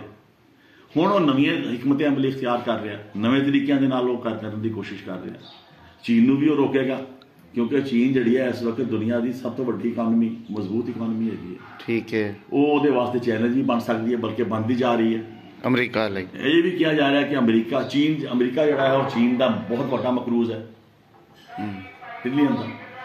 ਤੇ ਇਸੇ ਤਰ੍ਹਾਂ ਤੁਸੀਂ ਦੇਖੋ ਨਾ ਕਿ ਹੁਣ ਪਹਿਲੇ ਤਰ੍ਹਾਂ ਲੜਾਈਆਂ ਨਹੀਂ ਹੋ ਰਹੀਆਂ ਮਿਡਲ ਈਸਟ ਦੇ ਅੰਦਰ ਵੀ। ਅਮਰੀਕਾ ਜਿਸ ਤਰ੍ਹਾਂ ਦਾ ਮੁਦਾਖਲਤ ਕਰ ਰਿਹਾ, ਜਿਸ ਤਰ੍ਹਾਂ ਪਹਿਲੇ ਹੁੰਦੀਆਂ ਸੀ ਉਸ ਤਰ੍ਹਾਂ ਨਹੀਂ ਹੋ ਰਹੀਆਂ। ਜ਼ਿਆਦਾ ਉਹ ਆਪਣੀ ਸੋਚ ਵਿਚਾਰ ਦੇ ਨਾਲ ਆਪਣਾ ਗਲਬਾ ਰੱਖਣ ਵਾਸਤੇ ਨਵੀਂ ਤੋਂ ਨਵੀਂ ਹਿਕਮਤ ਅਮਲੀ ਜਿਹੜੀ ਹੈ ਉਹ ਇਖਤਿਆਰ ਕਰਦੇ। ਸਾਡਾ ਖਿੱਤਾ ਜਿਹੜਾ ਹੈ ਇਹ ਇਸੇ ਤਰ੍ਹਾਂ ਇੱਕ ਪੱਟੀ ਜੀ ਬਣਾ ਦਿੱਤੀ ਗਈ ਹੈ। ਇਹ ਤੇ ਬਹੁਤ ਪਹਿਲੇ ਵੀ ਇੱਕ ਉਹ ਆਇਆ ਸੀਗਾ ਨਿਊ ਵਰਲਡ ਆਰਡਰ ਦੇ ਤਹਿਤ ਇੱਕ ਜੋਗਰਾਫੀਆ ਦਾ ਨਕਸ਼ਾ ਆਇਆ ਸੀ ਜੀ। ਉਹਦੇ ਵਿੱਚ ਪਾਕਿਸਤਾਨ ਹੀ ਖਤਮ ਕਰ ਦਿੱਤਾ ਸੀ, ਉਹਨੇ ਹੈ ਹੀ ਨਹੀਂ ਸੀਗਾ। ਜਿਸ ਵਕਤ ਪਾਕਿਸਤਾਨ ਨੇ ਇਤਜਾਜ ਕੀਤਾ ਸੀ ਉਸ ਜ਼ਮਾਨੇ 'ਚ, ਤੇ ਉਹ ਇਹ ਗਾਲਬਨ 1980 ਦੀ ਦਹਾਈ ਦੀ ਗੱਲ ਹੈ। ਠੀਕ ਹੈ। ਇਹ 82-83 ਦੇ ਵਿੱਚ ਉਹ ਨਕਸ਼ਾ ਆਇਆ ਸੀ। ਠੀਕ ਹੈ। ਉਹਦੇ ਵਿੱਚ ਪਾਕਿਸਤਾਨ ਸਿਰੇ ਤੋਂ ਗਾਇਬ ਸੀਗਾ, ਹੈ ਹੀ ਨਹੀਂ ਸੀ। और फिर शायद मुशर्रफ दौर च बलोचिस्तान गायब किया। ਉਸ ਤੋਂ ਬਾਅਦ ਜਿਸ ਵਕਤ ਲੋਕਾਂ ਨੇ ਇਤਜਾਜ ਕੀਤਾ, ਹਕੂਮਤ ਨੇ ਇਤਜਾਜ ਕੀਤਾ ਵੀ ਤੁਸੀਂ ਇਹ ਕੀ ਕੀਤਾ, ਉਹਨਾਂ ਨੇ ਕਿਹਾ ਭਾਈਆਂ ਗਲਤੀ ਹੋ ਗਈ। ਅੱਛਾ। ਉਹ ਫਿਰ ਛੋੜਾ ਜਿਹਾ, ਯਾਨੀ ਇਹ ਤੇ ਸਾਡੇ ਨਾਲ ਮਜ਼ਾਕ ਕੀਤਾ ਜਾ ਰਿਹਾ ਜੀ। ਲੇਕਿਨ ਸਾਨੂੰ ਤੇ ਸਾਡੇ ਸਿਆਸਤਦਾਨਾਂ ਨੂੰ ਬਿਲਕੁਲ ਸਮਝ ਨਹੀਂ ਆ ਰਹੀ ਕਿ ਅਸੀਂ ਇਸ ਖਿੱਤੇ ਨੂੰ ਕਾਇਮ ਰੱਖਣ ਵਾਸਤੇ, ਆਪਣੇ ਮੁਲਕ ਨੂੰ ਕਾਇਮ ਰੱਖਣ ਵਾਸਤੇ ਅਸੀਂ ਕੀ ਕਰਾਂਗੇ। ਸਾਨੂੰ ਇੱਥੇ ਇੰਡਸਟਰੀਲਾਈਜੇਸ਼ਨ ਕਰਨੀ ਚਾਹੀਦੀ ਹੈ, ਸਾਡੇ ਲੋਕਾਂ ਨੂੰ ਰੋਜ਼ਗਾਰ ਮਿਲਣਾ ਚਾਹੀਦਾ, ਫਿਰ ਲੋਕ ਇਸ ਮੁਲਕ ਨਾਲ ਵੀ ਮੁਹੱਬਤ ਕਰਨਗੇ। ਹੁਣ ਤੁਹਾਡਾ ਹਜ਼ਾਰਾਂ ਦੀ ਤਾਦਾਦ 'ਚ ਮਹੀਨੇ ਦਾ ਲੋਕ ਜਿਹੜੇ ਨੇ ਉਹ ਇੱਥੋਂ ਹਿਜਰਤ ਕਰਕੇ ਬਿਲਕੁਲ ਸਹੀ ਹੈ, ਦਿਜਾਰੇ ਗੈਰ ਜਾ ਰਹੇ ਨੇ। ਜਾਂਦੇ ਕਿ ਜਦੋਂ ਇੱਕ ਬੰਦਾ ਚਲਾ ਜਾਂਦਾ ਹਿਜਰਤ ਕਰਕੇ, ਤੇ ਜਿਹੜੇ ਹਿਜਰਤ ਕਰਕੇ ਅਪਰ ਕਲਾਸ ਦੇ ਲੋਕ ਗਏ ਨੇ, ਅਪਰ ਮਿਡਲ ਕਲਾਸ ਦੇ ਜਿਹੜੇ ਜਾ ਸਕਦੇ ਸੀ ਉਹ ਚਲੇ ਗਏ ਨੇ ਜੀ। ਉਹ ਕਰ ਰਹੇ ਨੇ ਕਿ ਉਹਨਾਂ ਨੇ ਇੱਥੇ ਪੈਸਾ ਹੁਣ ਨਹੀਂ ਭੇਜਣਾ। ਠੀਕ ਹੈ। ਉਹ ਪੱਕੀ ਚਲੇ ਗਏ, ਉਹ ਬਲਕਿ ਆਪਣੀ ਬਾਕੀ ਦੀ ਫੈਮਲੀਆਂ ਨੇ ਵੀ ਉੱਥੇ ਬੁਲਾ ਰਹੇ। ਕਾਫੀ ਸਾਰੀਆਂ ਫੈਮਲੀਆਂ ਜਾ ਚੁੱਕੀਆਂ ਨੇ, ਬੁਲਾ ਰਹੇ ਨੇ ਉਹਨਾਂ ਨੂੰ ਕਿ ਜਨਾਬ ਛੱਡੋ ਪਰੇ ਇਸ ਮੁਲਕ ਨੂੰ, ਇੱਥੇ ਆ ਜਾਓ। ਇਹ ਉਹ ਜਿਹੜੇ ਮੁਲਕ ਨੇ ਜਿੱਥੇ ਉਹ ਜਾ ਰਹੇ ਨੇ ਉਹਨਾਂ ਵਾਸਤੇ ਵੀ ਫਾਇਦੇਮੰਦ। ਉਹ ਵੀ ਕਹਿੰਦੇ ਜਨਾਬ ਸੱਦ ਲਓ, ਹਾਂ ਇਨਵੈਸਟਮੈਂਟ ਲੈ ਕੇ ਆਓ, ਇੱਥੇ ਪੈਸਾ ਪੂਸਾ ਜੋ ਇਨਵੈਸਟਮੈਂਟ ਨਾ ਵੀ ਲੈ ਕੇ ਆਓ, ਕਮ ਸੇ ਕਮ ਇੱਥੋਂ ਦਾ ਕੈਪੀਟਲ ਤੇ ਬਾਹਰ ਨਾ ਜਾਏ ਉਹਨਾਂ ਦਾ। ਬਿਲਕੁਲ ਉਹੀ ਉਹ ਕਹਿੰਦੇ ਜੀ ਆਪਣੀ ਫੈਮਿਲੀ ਵੀ ਜੋ ਉੱਥੇ ਪੈਸੇ ਭੇਜ, ਔਰ ਜਿਹੜੀ ਕੋਈ ਜਾਇਦਾਦ ਇੱਥੋਂ ਵੇਚ ਵੱਟ ਕੇ ਜਾਣਗੇ ਉਹ ਵੀ ਤਾਂ ਉੱਥੇ ਹੀ ਵਰਤੀ ਜਾਣੀ ਹੈ ਨਾ। ਉਹ ਕਹਿੰਦੇ ਜਨਾਬ ਤੁਸੀਂ ਇੱਥੇ ਹੀ ਆਓ, ਇੱਥੇ ਕਮਾਓ ਖਾਓ, ਤੇ ਕਮ ਸੇ ਕਮ ਤੁਸੀਂ ਜੋ ਇੱਥੋਂ ਕਮਾਓਗੇ ਇੱਥੇ ਖਰਚ ਕਰੋਗੇ ਨਾ। ਅੱਛਾ, ਇੱਕ ਪਾਸੇ ਤਾਂ ਮਿਰਜ਼ਾ ਸਾਹਿਬ ਤੁਸੀਂ ਕਿਹਾ ਕਿ ਉਹ ਸਹਿੰਦੇ ਲੋਕ ਜਾ ਰਹੇ ਨੇ, ਦੂਜੇ ਪਾਸੇ ਲੇਬਰ ਵੀ ਬੜੀ ਵੱਡੀ ਤਾਦਾਦ 'ਚ ਮੁਲਕ ਛੱਡ ਕੇ ਜਾ ਰਹੀ ਹੈ। ਇਹ ਵੀ ਤਾਂ ਵੇਖੋ, ਲੇਬਰ ਜਦੋਂ ਜਿਹੜੀ ਜਾ ਰਹੀ ਹੈ ਉਸ ਤੋਂ ਬਾਅਦ ਤੁਸੀਂ ਮੁਖਤਲਿਫ ਉਹਨਾਂ ਦੇ ਤੁਸੀਂ ਵੀਡੀਓ ਦੇ ਉੱਤੇ ਉਹ ਪੈਗਾਮਾਤ ਤੇ ਦੂਸਰੇ ਦੇਖੋ ਜੀ। ਮੈਨੂੰ ਤਾਂ ਕੋਈ ਐਸਾ ਨਹੀਂ ਮਿਲਿਆ ਜਿਹੜਾ ਬਾਹਰ ਨੌਜਵਾਨ ਗਿਆ ਹੋਵੇ ਕੰਮ ਕਰਨ ਵਾਸਤੇ ਤੇ ਉੱਥੇ ਬਹੁਤ ਸੁਖੀ ਹੋਵੇ। ਨਹੀਂ ਸੁਖੀ, ਬੇਸ਼ੁਮਾਰ ਵੀਡੀਓ ਐਸੀਆਂ ਭੇਜਦੇ ਪਏ ਨੇ ਹੁਣ ਮੁੰਡੇ, ਖੁਦਾ ਦਾ ਨਾਂ ਹੀ ਇੱਥੇ ਨਾ ਆਉਣਾ। ਇੱਥੇ ਬਹੁਤ ਮੁਸ਼ਕਿਲਾਤ ਨੇ, ਰੋਂਦੇ ਨੇ ਜਿਸ ਤਰ੍ਹਾਂ ਦੀ ਉਹ ਜ਼ਿੰਦਗੀ ਉੱਥੇ ਗੁਜ਼ਾਰਦੇ ਪਏ ਨੇ। ਸਹੀ ਗੱਲ ਹੈ। ਤੇ ਲਿਆਦਾ ਸਿਰਫ 4 ਪੈਸੇ ਕਮਾ ਲੈਣਾ ਇਸ ਬੰਦੇ ਵਾਸਤੇ ਕੁਝ ਨਹੀਂ ਹੁੰਦਾ। ਉਹ ਫਿਰ ਕਮਾ ਕੇ ਕਰਦੇ ਕੀ ਹੈ? ਮਤਲਬ ਤੁਸੀਂ ਜਾਂ ਤੇ ਉਹਨਾਂ ਨੂੰ ਸਕਿੱਲ ਦਿੱਤੀ ਹੈ ਜਾਂ ਉਹਦੇ ਤੇ ਪਾਬੰਦੀਆਂ ਲਾਓ, ਜਿਸ ਤਰ੍ਹਾਂ ਇੰਡੀਆ ਨੇ ਲਾਈ ਸੀ। ਅੱਛਾ, ਇੰਡੀਆ ਨੇ ਬਹੁਤ ਖੂਬਸੂਰਤ ਪਾਬੰਦੀ ਲਾਈ ਸੀ, ਕਿਉਂਕਿ ਇੰਡੀਆ 'ਚ ਮੇਰੇ ਰਿਸ਼ਤੇਦਾਰੀਆਂ ਸਾਡੀਆਂ ਅਜੇ ਵੀ ਉੱਥੇ ਮੌਜੂਦ ਨੇ। ਉਹਦੇ 'ਚ ਇਹ ਹੈ ਕਿ ਜਿਹੜਾ ਬੰਦਾ ਪੈਸੇ ਭੇਜਦਾ ਸੀ ਇੰਡੀਆ 'ਚ, ਉਹਦੇ ਜਿਹੜੇ ਲਵਾਹਕੀਨ ਨੇ ਉਹ ਸਾਰੇ ਪੈਸੇ ਨਹੀਂ ਸੀ ਕਢਾ ਸਕਦੇ। ਅੱਛਾ, ਉਹ ਇੱਕ ਮਖਸੂਸ ਰਕਮ ਮੁਤਅੱਯਨ ਕੀਤੀ ਸੀ, ਇੰਨੇ % ਤੁਸੀਂ ਕਢਾ ਸਕਦੇ ਹੋ, ਬਾਕੀ ਉਹ ਜਮ੍ਹਾਂ ਰਹੇਗੀ। ਜਿਸ ਵਕਤ ਉਹ ਵਾਪਸ ਆਏਗਾ ਉਸ ਵਕਤ ਉਹ ਰਕਮ ਪਲੱਸ ਉੱਥੋਂ ਦੀ ਜਿਹੜੀ ਉਹ ਇੰਡਸਟਰੀਅਲ ਡਿਪਾਰਟਮੈਂਟ ਹੈਗਾ ਜੋ ਵੀ ਉਸ ਮੇਰਾ ਇਲਾਕੇ ਦਾ, ਉਹ ਫਿਜ਼ੀਬਿਲਿਟੀ ਬਣਾ ਕੇ ਦਿੰਦੇ ਸੀ ਕਿ ਜਨਾਬ ਤੁਸੀਂ ਐਸ ਇੰਡਸਟਰੀ ਆਪ ਇੰਨੇ ਪੈਸੇ ਤੁਹਾਡੇ ਨੇ, ਇੰਨੇ ਅਸੀਂ ਕੰਟਰੀਬਿਊਟ ਕਰਦੇ ਹਾਂ, ਇੱਥੇ ਛੋਟਾ ਕਾਰਖਾਨਾ ਲਾ ਲਓ। ਇਹੀ ਵਜ੍ਹਾ ਹੈਗੀ ਹੈ ਕਿ ਰਾਜਸਥਾਨ ਵਰਗਾ ਇਲਾਕਾ ਜਿੱਥੇ ਦੁਨੀਆ ਬਹੁਤ ਗੁਰਬਤ ਵੀ ਸੀ ਤੇ ਕੋਈ ਚੀਜ਼ ਪੈਦਾ ਨਹੀਂ ਸੀ ਹੁੰਦੀ, ਉੱਥੇ ਅੱਜ ਜਨਾਬ ਬੇਸ਼ੁਮਾਰ ਖੁਸ਼ਹਾਲੀ ਵਾਲੇ ਪਾਸੇ ਜਾ ਰਹੇ ਨੇ। ਇਸ ਵਾਸਤੇ ਕਿ ਉਹਨਾਂ ਨੂੰ ਲਾਈਨ ਦਿੱਤੀ ਗਈ ਹੈ ਕਿ ਜਨਾਬ ਤੁਸੀਂ ਇਹ ਪੈਸੇ ਜ਼ਾਇਆ ਨਹੀਂ ਕਰਨੇ। ਤੇ ਅਸੀਂ ਕੀ ਕਰਦੇ ਹਾਂ? ਆ ਜਾ ਕੇ ਜ਼ਿਆਦਾ ਤੋਂ ਜ਼ਿਆਦਾ ਅਸੀਂ ਇਹ ਕਰਦੇ ਹਾਂ ਕਿ ਅਸੀਂ ਘਰ ਬਣਾਉਂਦੇ ਜੀ, ਅਸੀਂ ਸ਼ਾਦੀਆਂ ਕਰਦੇ ਹਾਂ, ਅਸੀਂ ਉਹ ਸ਼ਾਦੀਆਂ ਦੇ ਉੱਤੇ ਡਾਲਰਾਂ ਦੀ ਸ਼ਕਲ 'ਚ ਪੈਸੇ ਛੱਡਦੇ ਹਾਂ। ਇਸ ਵਾਸਤੇ ਸਾਡਾ ਮੁੰਡਾ ਬਾਹਰ ਗਿਆ ਜੀ, ਉਹ ਵਿਚਾਰਾ ਸਾਰੇ ਖਾਨਦਾਨ ਤੇ ਬਰਾਦਰੀ ਵਾਸਤੇ ਤੋਹਫੇ ਦੇ ਚੱਕਰ 'ਚ ਪਿਆ ਰਹਿੰਦਾ। ਉਹਨੂੰ ਕਿਹਾ ਜਾਂਦਾ ਕਿ ਤੂੰ ਫਲਾਂ ਚੀਜ਼ ਲੈ ਕੇ ਆ, ਫਲਾਂ ਚੀਜ਼ ਲੈ ਕੇ ਆ। ਬਈ ਤੁਸੀਂ ਕੋਈ ਨਾ ਕੋਈ, ਔਰ ਇਹ ਵੀ ਫਿਊਡਲ ਮਾਈਂਡ ਸੈਟ ਹੈ। ਇਹ ਫਿਊਡਲ ਮਾਈਂਡ ਸੈਟ ਹੀ ਹੈ ਨਾ। ਠੀਕ ਹੈ। ਲੇਕਿਨ ਉਹਨਾਂ ਨੇ ਕਿਹਾ ਕਿ ਭਾਜੀ ਗੱਲ ਹੈ ਕਿ ਫਿਰ ਅਸੀਂ ਜਿਹੜੇ ਜਿਸ ਤਰ੍ਹਾਂ ਇਹ ਬੇਨਜ਼ੀਰ ਇਨਕਮ ਸਪੋਰਟ ਪੈਸੇ ਦੇ ਰਹੇ, ਉਹਨਾਂ ਨੇ ਖਵਾਤੀਨ ਨੂੰ ਮਜ਼ਬੂਤ ਕਿਸ ਤਰ੍ਹਾਂ ਕੀਤਾ? ਸਾਡੇ ਪੜੋਸੀਆਂ ਨੇ ਰਾਜਸਥਾਨ ਦੇ ਇਲਾਕੇ ਦੇ ਅੰਦਰ ਤੇ ਹਰਿਆਣੇ ਦੇ ਕੁਝ ਇਲਾਕੇ ਦੇ ਅੰਦਰ ਉਹਨਾਂ ਨੇ ਫੁੱਲ ਕਾਸ਼ਤ ਕਰਨ ਵਾਸਤੇ ਖਵਾਤੀਨ ਨੂੰ ਕਰਜ਼ੇ ਦਿੱਤੇ, ਫੁੱਲਾਂ ਦੀ ਕਾਸ਼ਤ ਵਾਸਤੇ। ਵਾਹ। ਉਹਨਾਂ ਨੇ ਡੈਰੀ ਫਾਰਮ ਬਣਾਉਣ ਵਾਸਤੇ ਖਵਾਤੀਨ ਨੂੰ ਕਰਜ਼ੇ ਦਿੱਤੇ, ਗਰੁੱਪ ਬਣਾ ਕੇ, ਤਾਂ ਕਿ ਇੱਥੋਂ ਦੇ ਲੋਕ ਮਸ਼ਹੂਰ ਖੁਸ਼ਹਾਲ ਹੋਣ। ਸਭ ਤੋਂ ਵੱਡੀ ਗੱਲ ਇਹ ਹੈ ਕਿ ਉਹਨਾਂ ਨੇ ਆਪਣੇ ਬਲਦਿਆਤੀ ਸਿਸਟਮ ਨੂੰ ਕਮਜ਼ੋਰ ਨਹੀਂ ਹੋਣ ਦਿੱਤਾ। ਰੈਗੂਲਰ ਉੱਥੇ ਬਲਦਿਆਤੀ ਸਿਸਟਮ ਕੰਮ ਕਰਦਾ। ਅਸੀਂ ਕਦੀ ਉਹਨੂੰ ਪੈਰਾਂ ਤੇ ਖਲੋਣ ਹੀ ਨਹੀਂ ਦਿੱਤਾ। ਅਸੀਂ ਤੇ ਅੱਜ ਤੱਕ ਕਰਵਾਇਆ ਨਹੀਂ। ਸਾਡੀ ਕੋਈ ਜਾਗੀਰਦਾਰ ਕਦੇ ਵੀ ਉਹ ਨਹੀਂ ਕਰਾਏਗਾ, ਕਿਉਂਕਿ ਜਿਹਨੂੰ ਅਸੀਂ ਜਮਹੂਰੀ ਹਕੂਮਤ ਕਹਿੰਦੇ ਹਾਂ। ਤੁਸੀਂ ਇਹ ਦੱਸੋ ਕਿ ਅੱਜ ਤੱਕ ਉਹਨਾਂ ਜਮਹੂਰੀ ਹਕੂਮਤਾਂ ਨੇ ਬਲਦਿਆਤੀ ਇਲੈਕਸ਼ਨ ਕਰਵਾਏ ਨੇ? ਸਭ ਤੋਂ ਪਹਿਲੇ ਬਲਦਿਆਤੀ ਇਲੈਕਸ਼ਨ ਤੇ ਹੋਇਆ ਸੀਗਾ ਅਯੂਬ ਖਾਨ ਦੇ ਜ਼ਮਾਨੇ 'ਚ, ਜਾਂ ਉਸ ਤੋਂ ਪਹਿਲੇ ਇੱਕ ਹੋਇਆ ਸੀ, ਉਹ ਵੀ ਫੌਜੀ ਨੇ ਕਰਾਇਆ ਸੀ। ਫਿਰ ਮੁਸ਼ਰਫ ਕਰਵਾਇਆ, ਫਿਰ ਜ਼ਿਆਉਲ ਹਕ ਨੇ ਕਰਾਇਆ ਤੇ ਉਹ ਵੀ ਮਾਰਸ਼ਲ ਸੀਗਾ। ਜ਼ਿਆਉਲ ਹਕ ਨੇ ਕਰਵਾਇਆ ਤੇ ਉਹ ਵੀ ਮਾਰਸ਼ਲ ਸੀਗਾ। ਜਮਹੂਰੀ ਹਕੂਮਤਾਂ ਇੱਥੇ ਜਿੰਨੀ ਦਫਾ ਆਈਆਂ ਨੇ, ਉਹਨਾਂ ਨੇ ਬਲਦਿਆਤੀ ਇਲੈਕਸ਼ਨ ਕਿਉਂ ਨਹੀਂ ਕਰਵਾਏ? ਬਲਦਿਆਤੀ ਇਲੈਕਸ਼ਨ ਇਸ ਵਾਸਤੇ ਨਹੀਂ ਕਰਵਾਏ ਜਾਂਦੇ ਕਿ ਸਾਡਾ MNA MPA ਜਿਹੜਾ ਹੈ ਉਹ ਫੰਡ ਤੋਂ ਮਹਿਰੂਮ ਹੋ ਜਾਏਗਾ। ਤੁਸੀਂ ਇਹ ਸੋਚੋ ਕਿ ਹੁਣ ਫੰਡ ਜਿਹੜੇ MNA MPA ਦਾ ਕੰਮ ਗਲੀਆਂ ਨਾਲੀਆਂ ਬਣਾਉਣਾ, ਇਹ ਪਾਣੀ ਦੇ ਪੰਪ ਲਾਉਣਾ ਤੇ ਨਹੀਂ ਹੈਗਾ ਨਾ। ਸਹੀ ਹੈ, ਉਹਦਾ ਤੇ ਕਾਨੂੰਨ ਸਾਜ਼ੀ ਹੈ। ਬਿਲਕੁਲ ਸਹੀ। ਮੁਲਕ ਨੂੰ ਪਾਲਿਸੀ ਬਣਾ ਕੇ ਦੇਣਾ ਹੈ, ਬਿਊਰੋਕ੍ਰੇਸੀ ਨੂੰ ਪਾਈਏ ਤੇ ਤਹਿ ਚਲਾਓ ਇਹਨੂੰ। ਬਿਲਕੁਲ ਸਹੀ। ਲੇਕਿਨ ਅਸੀਂ ਸਿਰਫ ਇਲੈਕਸ਼ਨ ਤੇ ਉਹ ਇਸ ਵਾਸਤੇ ਲੜਦੇ ਹਾਂ, ਇਸੇ ਵਾਸਤੇ ਸਾਡੇ ਇੱਥੋਂ ਦੇ ਜਾਗੀਰਦਾਰ ਤੇ ਬਿਲਡਿੰਗ ਮਾਫੀਆ ਤੇ ਕਬਜ਼ਾ ਗਰੁੱਪ ਨਾ ਵਿਜਨ ਹੈ, ਇਸ ਤੋਂ ਬਾਅਦ ਉਹਨਾਂ ਦਾ ਨਾਮ ਮਫਾਦ ਹੈ, ਅੱਗੇ ਕੁਝ ਵੀ ਨਹੀਂ ਹੈਗਾ ਜੀ। ਇਸ ਤੁਸੀਂ ਇਹ ਦੇਖੋ ਕਿ ਥੋੜਾ ਜਿਹਾ ਮੁਸ਼ਰਫ ਨੇ ਕੀਤਾ ਸੀਗਾ ਕਿ ਸਿਸਟਮ ਨੂੰ ਬਦਲ ਕੇ ਨਾਜ਼ਮ ਤੇ ਇਹ ਉਹ ਸ਼ੁਰੂ ਕਰਤੇ ਸੀ। ਉਹਦੇ 'ਚ ਇਹ ਸੀਗਾ ਕਿ ਕਿਸੇ MPA MNA ਨੂੰ ਫੰਡ ਨਹੀਂ ਦਿੱਤਾ ਜਾਏਗਾ, ਫੰਡ ਦਿੱਤਾ ਜਾਏਗਾ ਨਾਜ਼ਮ ਤੇ ਕੌਂਸਲਰਾਂ ਨੂੰ। ਉਹਦੇ 'ਚ ਕੀ ਹੋਇਆ ਕਿ ਬੇਸ਼ੁਮਾਰ MNA ਉਹਨਾਂ ਨੇ MNA ਦੀ ਸੀਟਾਂ ਛੱਡ ਕੇ ਤੇ ਨਾਜ਼ਮ ਦੇ ਇਲੈਕਸ਼ਨ ਲੜੇ। ਸ਼ਾਹ ਮਹਿਮੂਦ ਕੁਰੈਸ਼ੀ ਨੇ ਵੀ ਲੜਿਆ। ਅੱਛਾ, ਬੂਰੇ ਵਾਲੇ ਦੇ ਇਲਾਕੇ ਨਸੀਮ ਹਸਨ ਸ਼ਾਹ ਨਸੀਮ ਮਹਿਦੀ ਜਿਹੜਾ ਉਹ MNA ਦੀ ਸੀਟ ਤੇ ਵਿਹਾੜੀ ਤੇ ਬੂਰੇ ਤੋਂ ਇਲੈਕਸ਼ਨ ਲੜਦਾ ਸੀਗਾ, ਤੇ ਉਹਨੇ ਵੀ ਇਲੈਕਸ਼ਨ ਉਹ ਸੀਟ ਛੱਡ ਕੇ ਤੇ ਨਾਜ਼ਮ ਦਾ ਤਹਿਸੀਲ ਨਾਜ਼ਮ ਦਾ ਇਲੈਕਸ਼ਨ ਲੜਿਆ, ਜ਼ਿਲ੍ਹਾ ਨਾਜ਼ਮ ਦਾ। ਕਿਉਂਕਿ ਸਾਰੇ ਦੇ ਸਾਰੇ ਫੰਡ ਟਰੈਵਲ ਕਰਕੇ ਬਲਦਿਆਤੀ ਅਦਾਰਿਆਂ ਕੋ ਚਲੇ ਜਾਂਦੇ। ਕਿਉਂਕਿ ਸਾਡੇ ਤੇ ਇੱਥੇ ਕਲਚਰ ਹੀ ਹੈ, ਸਾਡੇ ਤੇ ਇੱਥੇ ਇਲੈਕਸ਼ਨ ਲੋਕਾਂ ਦੀ ਖਿਦਮਤ ਵਾਸਤੇ ਜਾਂ ਜਮਹੂਰੀਅਤ ਵਾਸਤੇ ਨਹੀਂ ਹੁੰਦੇ। ਸਾਡੇ ਤੇ ਇੱਥੇ ਹਾਂ ਇਲੈਕਸ਼ਨ ਜਿਹੜਾ ਹੈ ਆਪਣੇ ਉਸ ਸਿਆਸਤ ਵਾਲੇ ਬਿਜ਼ਨਸ ਨੂੰ ਪ੍ਰਮੋਟ ਕਰਨ ਵਾਸਤੇ ਕੀਤੇ ਜਾਂਦੇ ਆ। ਹੁਣ ਇਸ ਵਕਤ ਜਿਤਨੇ ਲੋਕ ਇਲੈਕਟ ਹੋ ਕੇ ਆਏ ਨੇ, ਉਹਨਾਂ ਦੇ ਵਿੱਚੋਂ ਇੱਕ ਇੱਕ ਬੰਦੇ ਦੇ ਉੱਤੇ ਜ਼ਰਾ ਸਰਚ ਤੇ ਕਰੋ ਕਿ ਉਹ ਬੰਦੇ ਦੀ ਨੇਚਰ ਕੀ ਹੈ, ਉਹ ਬੰਦੇ ਦਾ ਬਿਜ਼ਨਸ ਕੀ ਹੈ, ਉਸ ਬੰਦੇ ਦਾ ਕਾਰੋਬਾਰ ਕੀ ਹੈ, ਜਾਂ ਉਹ ਜਾਣਦਾ ਵੀ ਹੈ ਕਿ ਸ਼ਹਿਰੀ ਮਸਾਇਲ ਕੀ ਨੇ, ਉਹ ਜਾਣਦਾ ਹੈ ਕਿ ਸਾਡੇ ਬੁਨਿਆਦੀ ਮਸਾਇਲ ਕੀ ਨੇ, ਜਾਂ ਉਹ ਇਹ ਕਹਿ ਸਕਦਾ ਕਿ ਅਸੀਂ ਰੋਜ਼ਗਾਰ ਕਿਸ ਤਰ੍ਹਾਂ ਖਤਮ ਕਰ ਸਕਦੇ ਹਾਂ। ਉਹਨਾਂ ਦਾ ਤਾਂ ਮਸਲਾ ਹੀ ਨਹੀਂ ਹੈਗਾ। ਜਾਂ ਉਹ ਕਹਿ ਸਕਦਾ ਕਿ ਅਸੀਂ ਇੱਥੋਂ ਦੀ ਤਾਲੀਮ ਕਿਸ ਤਰ੍ਹਾਂ ਆਮ ਕਰ ਸਕਦੇ ਹਾਂ। ਉਹ ਤਾਂ ਕਹਿ ਰਿਹਾ ਕਿ ਵੀ ਤਾਲੀਮ ਵੀ ਜਿਹੜੀ ਹੈ ਉਹ ਪ੍ਰਾਈਵੇਟਾਈਜ਼ ਕਰਕੇ ਤਾਂ ਕਿ ਅਸੀਂ ਉੱਥੋਂ ਪੈਸੇ ਕਮਾ ਲਈਏ।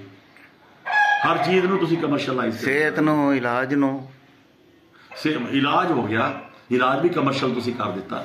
ਸਭ ਤੋਂ ਜ਼ਿਆਦਾ ਹਸਪਤਾਲ ਜਿਹੜੇ ਛੇਤੀ ਤੇਜ਼ੀ ਦੇ ਨਾਲ ਖੜੇ ਹੋਏ ਨੇ ਬਰਾਬਰ, ਮੈਂ ਸਾਬਤ ਕਰ ਸਕਦਾ ਕਿ ਉਹ ਸਿਹਤ ਕਾਰਡ ਦੇ ਜ਼ਮਾਨੇ 'ਚ ਹੋਏ ਨੇ। ਅੱਛਾ, ਤੁਸੀਂ ਇਹ ਦੇਖੋ ਕਿ ਡਾਕਟਰ ਹਸਪਤਾਲ ਦੀ ਇੱਕ ਬਿਲਡਿੰਗ ਸੀ, ਹਾਂ, ਉਸੇ 2-3-4 ਸਾਲ ਦੇ ਅੰਦਰ ਦੂਸਰੀ ਬਿਲਡਿੰਗ ਉਹਦੀ ਖੜੀ ਹੋਈ ਹੈ।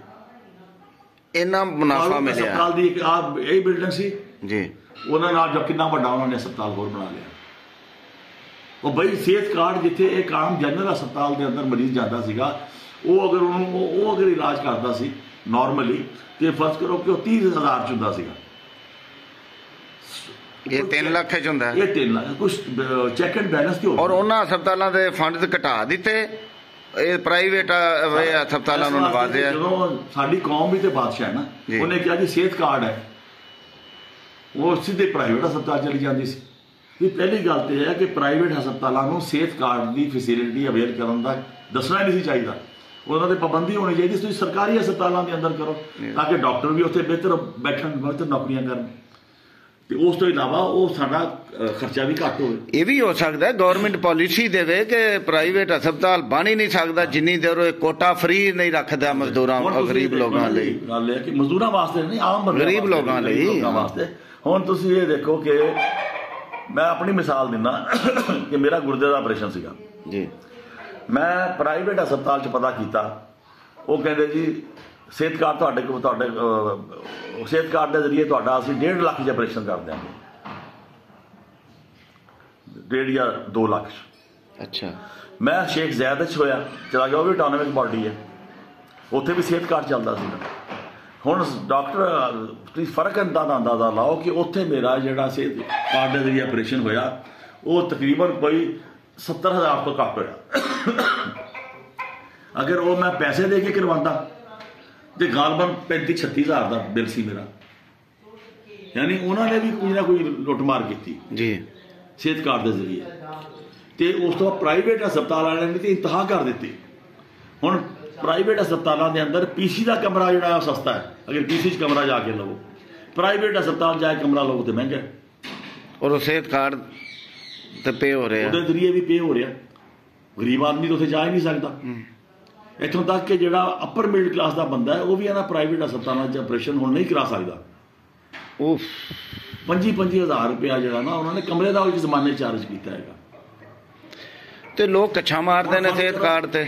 ਉਹ ਨਾ ਜੀ, ਉਹ ਇਸ ਵਾਸਤੇ ਕਿ ਲੋਕਾਂ ਨੂੰ ਜਿੱਥੇ 10 ਲੱਖ ਦਾ ਆਪਰੇਸ਼ਨ ਸੀਗਾ 2 ਲੱਖ ਲੋਕ ਆਮ ਬੰਦੇ ਉਸ ਬੰਦੇ ਨੂੰ ਪੇ ਕਰਨਾ ਪਿਆ ਤੇ ਬਾਕੀ ਉਹਨਾਂ ਨੇ ਕੀਤਾ। ਮੁਫਤ ਹੈ ਨਾ ਜੀ। ਇਹਦਾ ਮਤਲਬ ਇਹ ਹੈ ਕਿ ਅਗਰ ਤੁਹਾਡੇ ਕੋਲੇ ਸਟੇਟ ਦਾ ਕੈਪੀਟਲ ਮੌਜੂਦ ਹੈ ਜਾਂ ਕਿਸੇ ਵੀ ਸ਼ਕਲ 'ਚ, ਉਹ ਤੇ ਕੌਮ ਦਾ ਪੈਸਾ ਹੈ ਨਾ। ਮਤਲਬ ਤੁਸੀਂ ਕਹਿਣਾ ਚਾਹ ਰਹੇ ਹੋ ਕਿ ਬਜਾਏ ਇਹੋ ਜਿਹੀਆਂ ਪਾਲਿਸੀਆਂ ਦੇ ਹਸਪਤਾਲ ਸਰਕਾਰੀ ਨਵੇਂ ਬਣਾਏ ਜਾਣ, ਬਿਹਤਰ ਕੀਤੇ ਜਾਣ। ਸਰਕਾਰ ਦੀ ਪਾਲਿਸੀ ਬਣਾਓ ਜੀ, ਲੇਕਿਨ ਕੁਝ ਕਦਮ ਵੀ ਤੇ ਲਾਓ ਨਾ, ਕੋਈ ਪਾਬੰਦੀ ਵੀ ਤੇ ਲਾਓ ਨਾ। ਆਪਣੇ ਸਰਕਾਰੀ ਹਸਪਤਾਲਾਂ ਦੇ ਅੰਦਰ ਵੀ ਉੱਥੇ ਟੋਟਲ ਪ੍ਰੋਫੈਸਰ ਜਿਤਨੇ ਵੀ ਨੇ ਜੀ ਸਾਡੇ ਜਿਹੜੇ ਕਾਲਜ ਦੇ ਨਾਲ ਜਿਹੜੇ ਅਟੈਚ ਨੇ ਮੈਡੀਕਲ, ਉਹ ਸਾਰੇ ਸਰਕਾਰੀ ਹਸਪਤਾਲ ਨੇ ਮੋਸਟਲੀ। ਜੀ ਜੀ ਬਿਲਕੁਲ। ਪ੍ਰਾਈਵੇਟ ਹਸਪਤਾਲਾਂ ਨੇ ਤੇ ਐਵੇਂ ਗੁਲਾਮਾ ਜਿਹਾ ਲਾਇਆ ਹੋਇਆ। ਸਹੀ ਹੈ। ਲੇਕਿਨ ਬਾਕਾਇਦਗੀ ਦੇ ਨਾਲ ਜਿਹੜਾ ਬਿਹਤਰੀਨ ਜਿਹੜਾ ਕੰਮ ਹੁੰਦਾ ਹੈ, ਜਿੱਥੇ ਬਾਕਾਇਦਾ ਰਿਸਰਚ ਵਰਕ ਵੀ ਕਰਦੇ ਆ, ਉਹ ਸਾਡੇ ਸਰਕਾਰੀ ਹਸਪਤਾਲ ਨੇ ਸਾਰੇ। ਅੱਜ ਵੀ ਬੜੇ ਮੌਜੂਦ ਨੇ। ਸਾਰੇ ਪ੍ਰੋਫੈਸਰ ਜਦੋਂ ਤੁਸੀਂ ਰਾਉਂਡ ਹੁੰਦਾ, ਪ੍ਰੋਫੈਸਰ ਵੀ ਮੌਜੂਦ ਹੁੰਦੇ ਆ, ਜੂਨੀਅਰ ਵੀ ਮੌਜੂਦ ਹੁੰਦੇ ਆ, ਉੱਥੇ ਹਾਊਸ ਜਾਬ ਕਰਨ ਵਾਲੇ ਵੀ ਮੌਜੂਦ ਹੁੰਦੇ। ਮਿਰਜ਼ਾ ਸਾਹਿਬ ਕਿ ਇਹ ਵੀ ਬਦਕਿਸਮਤੀ ਨਹੀਂ ਕਿ ਉਹ ਵੱਲ ਤੇ ਸਾਡੇ ਗਰੀਬਾਂ ਤੇ ਆਪਰੇਟ ਕਰ ਕਰਕੇ ਸਿੱਖਦੇ ਨੇ ਤੇ ਬਾਅਦ ਜਾ ਕੇ ਮੁਲਾਜ਼ਮਤਾਂ ਹੋ ਜਾਂ ਬਾਹਰ ਜਾਂ ਫਿਰ ਪ੍ਰਾਈਵੇਟ ਹਸਪਤਾਲਾਂ 'ਚ। ਅਸੀਂ ਜਾਂ ਤੇ ਉਹਨਾਂ ਨੂੰ ਪਾਬੰਦ ਕਰੀਏ ਕਿ ਤੁਸੀਂ MBBS ਕਰਨ ਤੋਂ ਬਾਅਦ ਇਤਨੇ ਸਾਲ ਤੱਕ ਸਰਕਾਰੀ ਹਸਪਤਾਲ ਜੌਬ ਕਰੋਗੇ, ਕਮ ਅਜ਼ ਕਮ ਇਹਨੇ ਮੁੱਦਤ ਹੋਵੇ। ਠੀਕ ਹੈ। ਤੁਸੀਂ ਉਹ ਅਸੀਂ ਤੇ ਉਹ ਕਰਦੇ ਨਹੀਂ, ਇਸ ਆਜ਼ਾਦ ਛੱਡ ਦਿੰਦੇ। ਠੀਕ ਹੈ। ਆ ਪਿਛਲੇ ਦਿਨਾਂ ਦੇ ਵਿੱਚ ਵੀ ਵਾਕਿਆ ਜਿਹੜਾ ਮੁੰਡੇ ਵਾਲਾ ਹੋਇਆ ਜੀ, ਬਿਲਕੁਲ ਹੋਇਆ ਨਾ। ਉਹ ਜਿਹੜਾ ਆਦਮੀ ਕਰੋੜ ਰੁਪਇਆ ਜਾਂ 2 ਕਰੋੜ ਰੁਪਇਆ ਲਾ ਕੇ MBBS ਦੀ ਡਿਗਰੀ ਲਏਗਾ, ਉਹ ਕਸਾਈ ਨਹੀਂ ਬਣੇਗਾ ਤੇ ਕੀ ਬਣੇਗਾ ਜੀ? ਤੁਸੀਂ ਸਿਸਟਮ ਨੂੰ ਇਤਨਾ ਖੌਫਨਾਕ ਕਰ ਦਿੱਤਾ ਕਿ ਉੱਥੇ ਨਿਚਲਾ ਤਬਕੇ ਦਾ ਬੰਦਾ ਤੇ ਐਡਮਿਸ਼ਨ ਹੀ ਨਹੀਂ ਲੈ ਸਕਦਾ। ਬਿਲਕੁਲ ਸਹੀ। ਉਤਨੇ ਨੰਬਰ ਉਹ ਕਿੱਥੋਂ ਲਏਗਾ? ਨਾ ਉਹਦੇ ਕੋਲ ਨੰਬਰ ਲੈਣ ਵਾਸਤੇ, ਐਜੂਕੇਸ਼ਨ ਦੇ ਵਿੱਚ ਨੰਬਰ ਲੈਣ ਵਾਸਤੇ ਪੈਸੇ ਕੋਈ ਨਹੀਂ ਹੈਗੇ। ਇੱਥੇ ਦੇ ਨੰਬਰ ਵੀ ਪੈਸੇ ਨਾਲ ਲੱਗਦੇ, ਉਹ ਪੈਸੇ ਕੋਈ ਨਹੀਂ ਹੈਗੇ। ਉਹ ਕਿੱਥੇ ਜਾਏਗਾ? ਜੋ 2-4 ਬੰਦੇ ਚਲੇ ਜਾਂਦੇ ਸਾਡੇ ਨਿਚਲੇ ਤਬਕੇ ਦੇ, ਤੇ ਉਹ ਨਮਕ ਦੀ ਕਾਮ ਜਾ ਕੇ ਉਹਨਾਂ ਨੂੰ ਵੀ ਨਮਕ ਹੋਣਾ ਪੈਂਦਾ। ਉਸ ਤੋਂ ਬਾਅਦ ਸਾਡੇ ਇੱਥੇ ਫਾਰਮਾਸਿਊਟੀਕਲ ਕੰਪਨੀਆਂ ਦਾ ਜਿਹੜਾ ਲੁੱਟਮਾਰ ਹੈਗਾ, ਅਗਰ ਅਸੀਂ ਅੱਜ ਦੀ ਗੱਲ ਕਰੀਏ ਤੇ ਉਹਦੇ ਉੱਤੇ ਵੀ ਕੋਈ ਪਾਬੰਦੀ ਨਹੀਂ, ਚੈੱਕ ਐਂਡ ਬੈਲੈਂਸ ਨਹੀਂ ਹੈਗਾ। ਉੱਥੇ ਡਾਕਟਰਾਂ ਨੂੰ ਬੇਤਾਸ਼ਾ ਤਰੀਕੇ ਨਾਲ ਨਵਾਜ਼ਿਆ ਜਾਂਦਾ। ਜਿਹੜੀ ਦਵਾਈ ਦੀ ਮੈਨੂੰ ਜ਼ਰੂਰਤ ਨਹੀਂ ਹੈਗੀ ਉਹ ਵੀ ਡਾਕਟਰ ਲਿਖ ਦਿੰਦਾ, ਉੱਥੇ ਟੈਸਟ ਬੇਜਾ ਲਿਖ ਦਿੰਦੇ ਆ। ਇਹ ਸਾਰੇ ਸਿਸਟਮ ਦੀਆਂ ਖਰਾਬੀਆਂ ਨੇ ਅਸਲ ਦੇ ਵਿੱਚ। ਤੇ ਜਿਹੜੇ MNA MPA ਜਿਹੜੇ ਅਸੀਂ ਮੁੰਤਖਬ ਕਰਕੇ ਭੇਜਦੇ ਨੇ, ਅਗਰ ਉਹਨਾਂ ਨੂੰ ਸਾਡੀਆਂ ਆਵਾਮ ਦੀਆਂ ਜਿਹੜੀਆਂ ਜ਼ਰੂਰਤਾਂ ਨੇ ਉਹਨਾਂ ਦਾ ਅਦਰਾਕ ਹੋਏ ਤੇ ਫਿਰ ਉਹਨਾਂ ਨੂੰ ਚਾਹੀਦਾ ਕਿ ਇਹਨਾਂ ਦੇ ਬਾਰੇ ਜਾ ਕੇ ਕੋਈ ਪਾਲਿਸੀਆਂ ਬਣਾਉਣ, ਕਾਨੂੰਨ ਸਾਜ਼ੀਆਂ ਕਰਨ। ਉਹਨਾਂ ਦਾ ਕੰਮ ਇਹ ਹੈ। ਉਹਨਾਂ ਦਾ ਕੰਮ ਇਹ ਨਹੀਂ ਕਿ ਸਰਕਾਰ ਕੋਲੋਂ ਫੰਡ ਲੈ ਕੇ ਆਓ ਮਹੱਲੇ ਦੀ ਉਹ ਗਲੀ ਬਣਾ ਦਈਏ, ਉਹਦੀ ਨਾਲੀ ਬਣਾ ਦਿਓ, ਉਹਦੇ ਪਾਈਪ ਪਵਾ ਦਿਓ। ਬਈ ਤੁਸੀਂ ਉਹ ਬਲਦਿਆਤੀ ਅਦਾਰੇ ਡਿਵੈਲਪ ਕਰੋ, ਉਹਨਾਂ ਨੂੰ ਦੇ ਦਿਓ। ਇਸ ਮੁਲਕ ਦਾ ਸਿਸਟਮ ਬਿਹਤਰ ਹੋਏਗਾ ਅਗਰ ਬਲਦਿਆਤੀ ਅਦਾਰੇ ਆ ਜਾਂਦੇ ਆ। ਤੇ ਯਕੀਨ ਕਰੋ ਕਿ ਤੁਹਾਡੇ ਮੁਲਕ ਦੀ ਸਿਆਸਤ ਦਾ ਕਲਚਰ ਬਦਲ ਜਾਂਦਾ ਹੈ। ਠੀਕ ਹੈ। ਜਿਹੜਾ ਕਿ ਅਸੀਂ ਨਹੀਂ ਬਦਲ ਦੇਣਾ ਚਾਹਦੇ। ਮਤਲਬ ਬੁਰਜਵਾ ਸਿਆਸਤ ਦੇ ਅੰਦਰ ਵੀ ਜਿਹੜਾ ਕੁਝ ਸਲਾਹੀਅਤ ਹੈਗੀ ਇਹ ਲੋਕ ਡਿਲੀਵਰ ਕਰਨ ਦੀ, ਇਹ ਉਹ ਵੀ ਨਹੀਂ ਦੇਣਾ ਨਹੀਂ ਚਾਹੁੰਦੇ। ਠੀਕ ਹੈ। ਇੱਥੇ ਸਿਰਫ ਚੰਦ ਹੁਕਮਰਾਨ ਜਿਹੜੇ ਨੇ ਨਾ, ਖਾਨਦਾਨ ਸਮਝ ਲਓ। ਹੁਣ ਇੱਕ ਦੇਖੋ ਨਾ ਕਿੰਨਾ ਵੱਡਾ ਮਜ਼ਾਕ ਹੈ ਕਿ ਚਾਚਾ ਜਿਹੜਾ ਹੈ ਉਹ ਵਜ਼ੀਰ ਆਲਾ, ਭਤੀਜੀ ਜਿਹੜੀ ਆ ਉਹ ਵਜ਼ੀਰ ਆਲਾ, ਤੇ ਬਾਕੀ ਵੀ ਜਿਹੜੇ 2-4 ਬੰਦੇ ਨੇ ਸਾਰਿਆਂ ਨੂੰ ਸੀਟਾਂ ਮਿਲ ਜਾਣੀਆਂ ਜੀ, ਸਾਰੇ ਵਜ਼ੀਰ ਬਣ ਜਾਣੇ। ਇਹ ਤੇ ਜਿਸ ਤਰ੍ਹਾਂ ਇੱਕ ਸ਼ਾਹੀ ਸਿਲਸਿਲਾ ਨਹੀਂ ਸਾਡੇ ਤੇ ਉਹ ਸ਼ੁਰੂ ਹੋ ਗਿਆ ਹੁਣ ਇੱਥੇ, ਵਿਰਾਸਤ ਟੁਰ ਪਈ ਹੈ। ਪਿਛਲੇ ਦਿਨਾਂ 'ਚ ਮੈਂ ਬੜਾ ਖੁਸ਼ ਹੋਇਆ ਜੀ ਕਿ ਯਾਰ ਚਲੋ ਸਾਡਾ ਸੌਫਟ ਇਮੇਜ ਜਿਹੜਾ ਥੋੜਾ ਜਿਹਾ ਹੋਏਗਾ ਕਿ ਪੰਜਾਬ ਦੇ ਅੰਦਰ ਇੱਕ ਖਾਤੂਨ ਵਜ਼ੀਰ ਆਲਾ, ਸਿੰਧ ਦੇ ਅੰਦਰ ਸੁਣਿਆ ਸੀ ਕਿ ਉਹ ਤਾਲਪੁਰ ਜਿਹੜੀ ਹੈ ਫਰਿਆਲ ਤਾਲਪੁਰ ਜੀ, ਉਹ ਵਜ਼ੀਰ ਆਲਾ ਆ ਰਹੀ ਹੈ। ਗਲਤ ਹੈ ਜਾਂ ਸਹੀ ਹੈ, ਇੱਕ ਖਬਰ ਇਹ ਵੀ ਸੀਗੀ।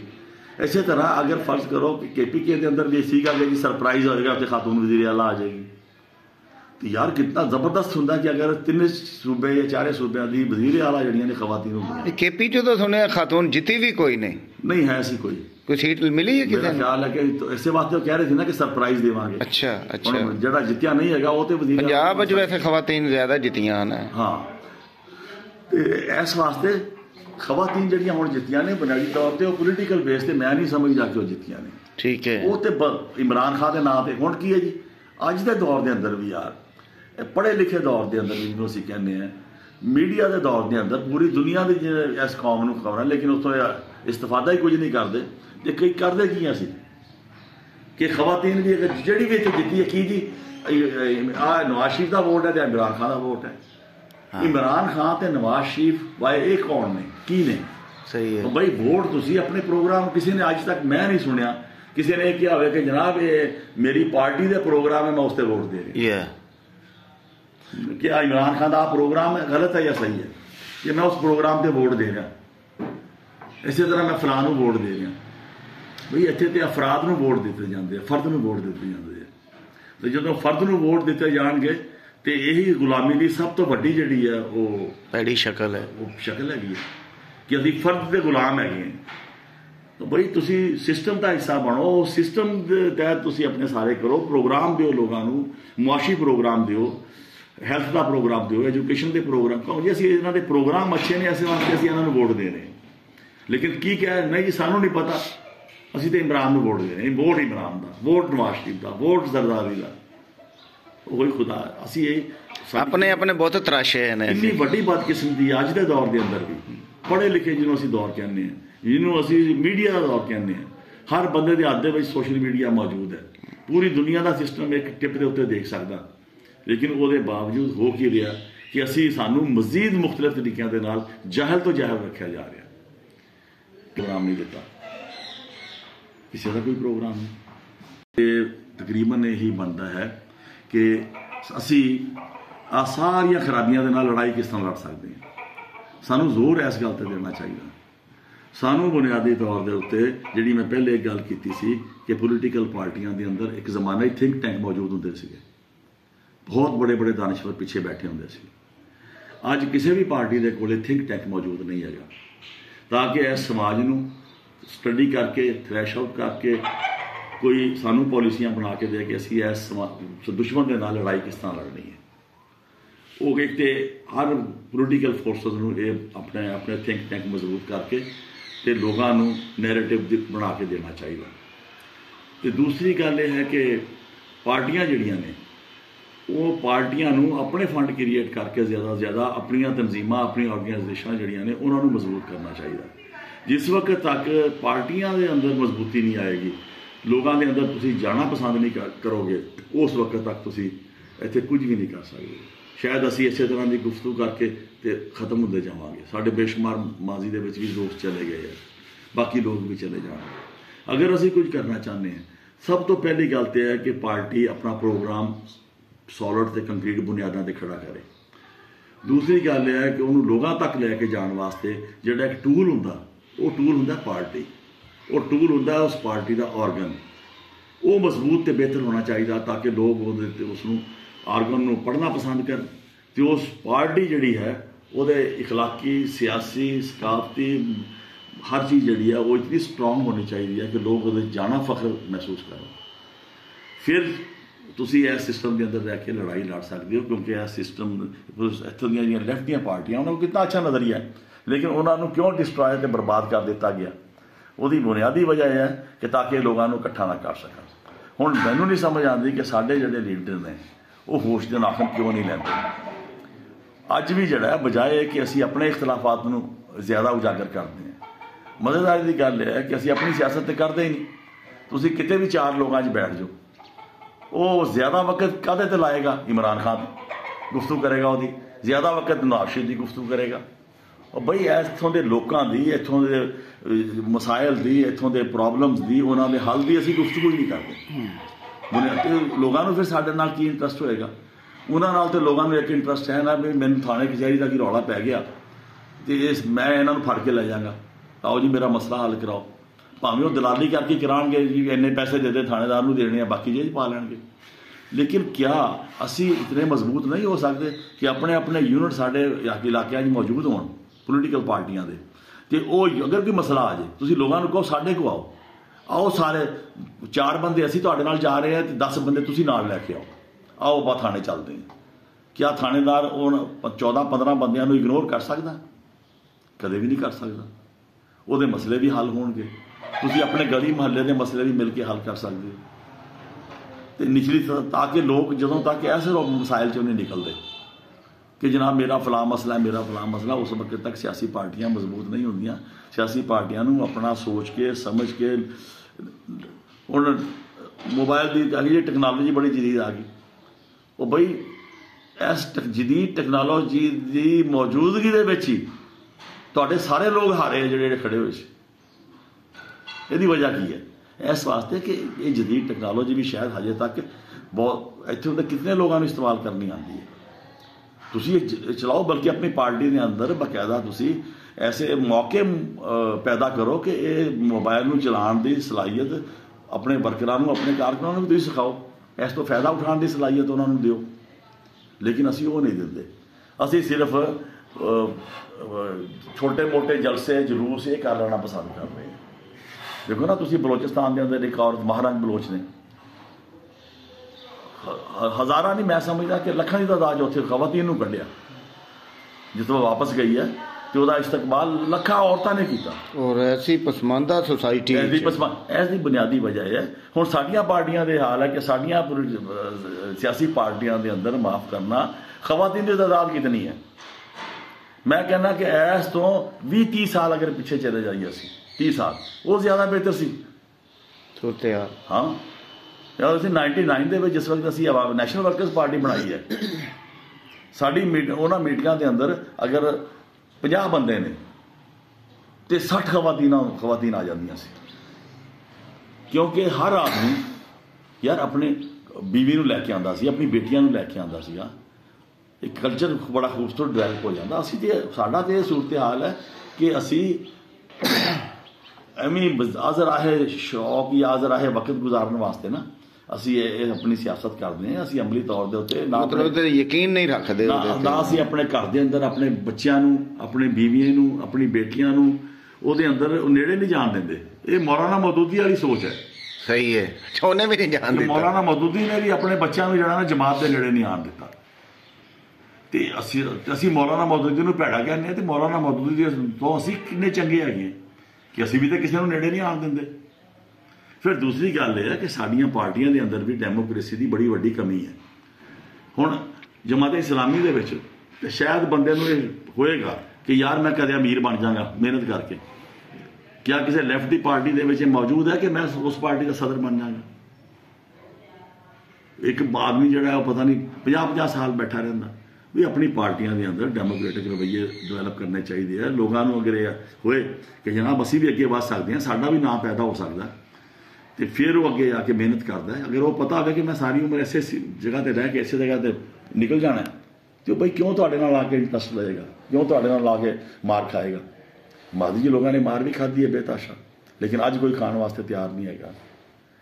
ये वास्ते सानू ऐसे तरीके अडॉप्ट करने चाहिए मेरी जान कि असी अपनी पार्टियां नूं अपनी पार्टियां के प्रोग्रामां नूं असी बह के ये पहले तो स्टडी करिए कि खराबियां कित्थे ने, क्यों नहीं असी अगे वध सकते, क्यों नहीं असी मजबूत हो सकते। बहुत शुक्रिया, नारे शारे चलते रहते, बहुत नवाजिश, बड़ी मेहरबानी। असल च हुण टाइम का मसला इधरों पूरा हो गया।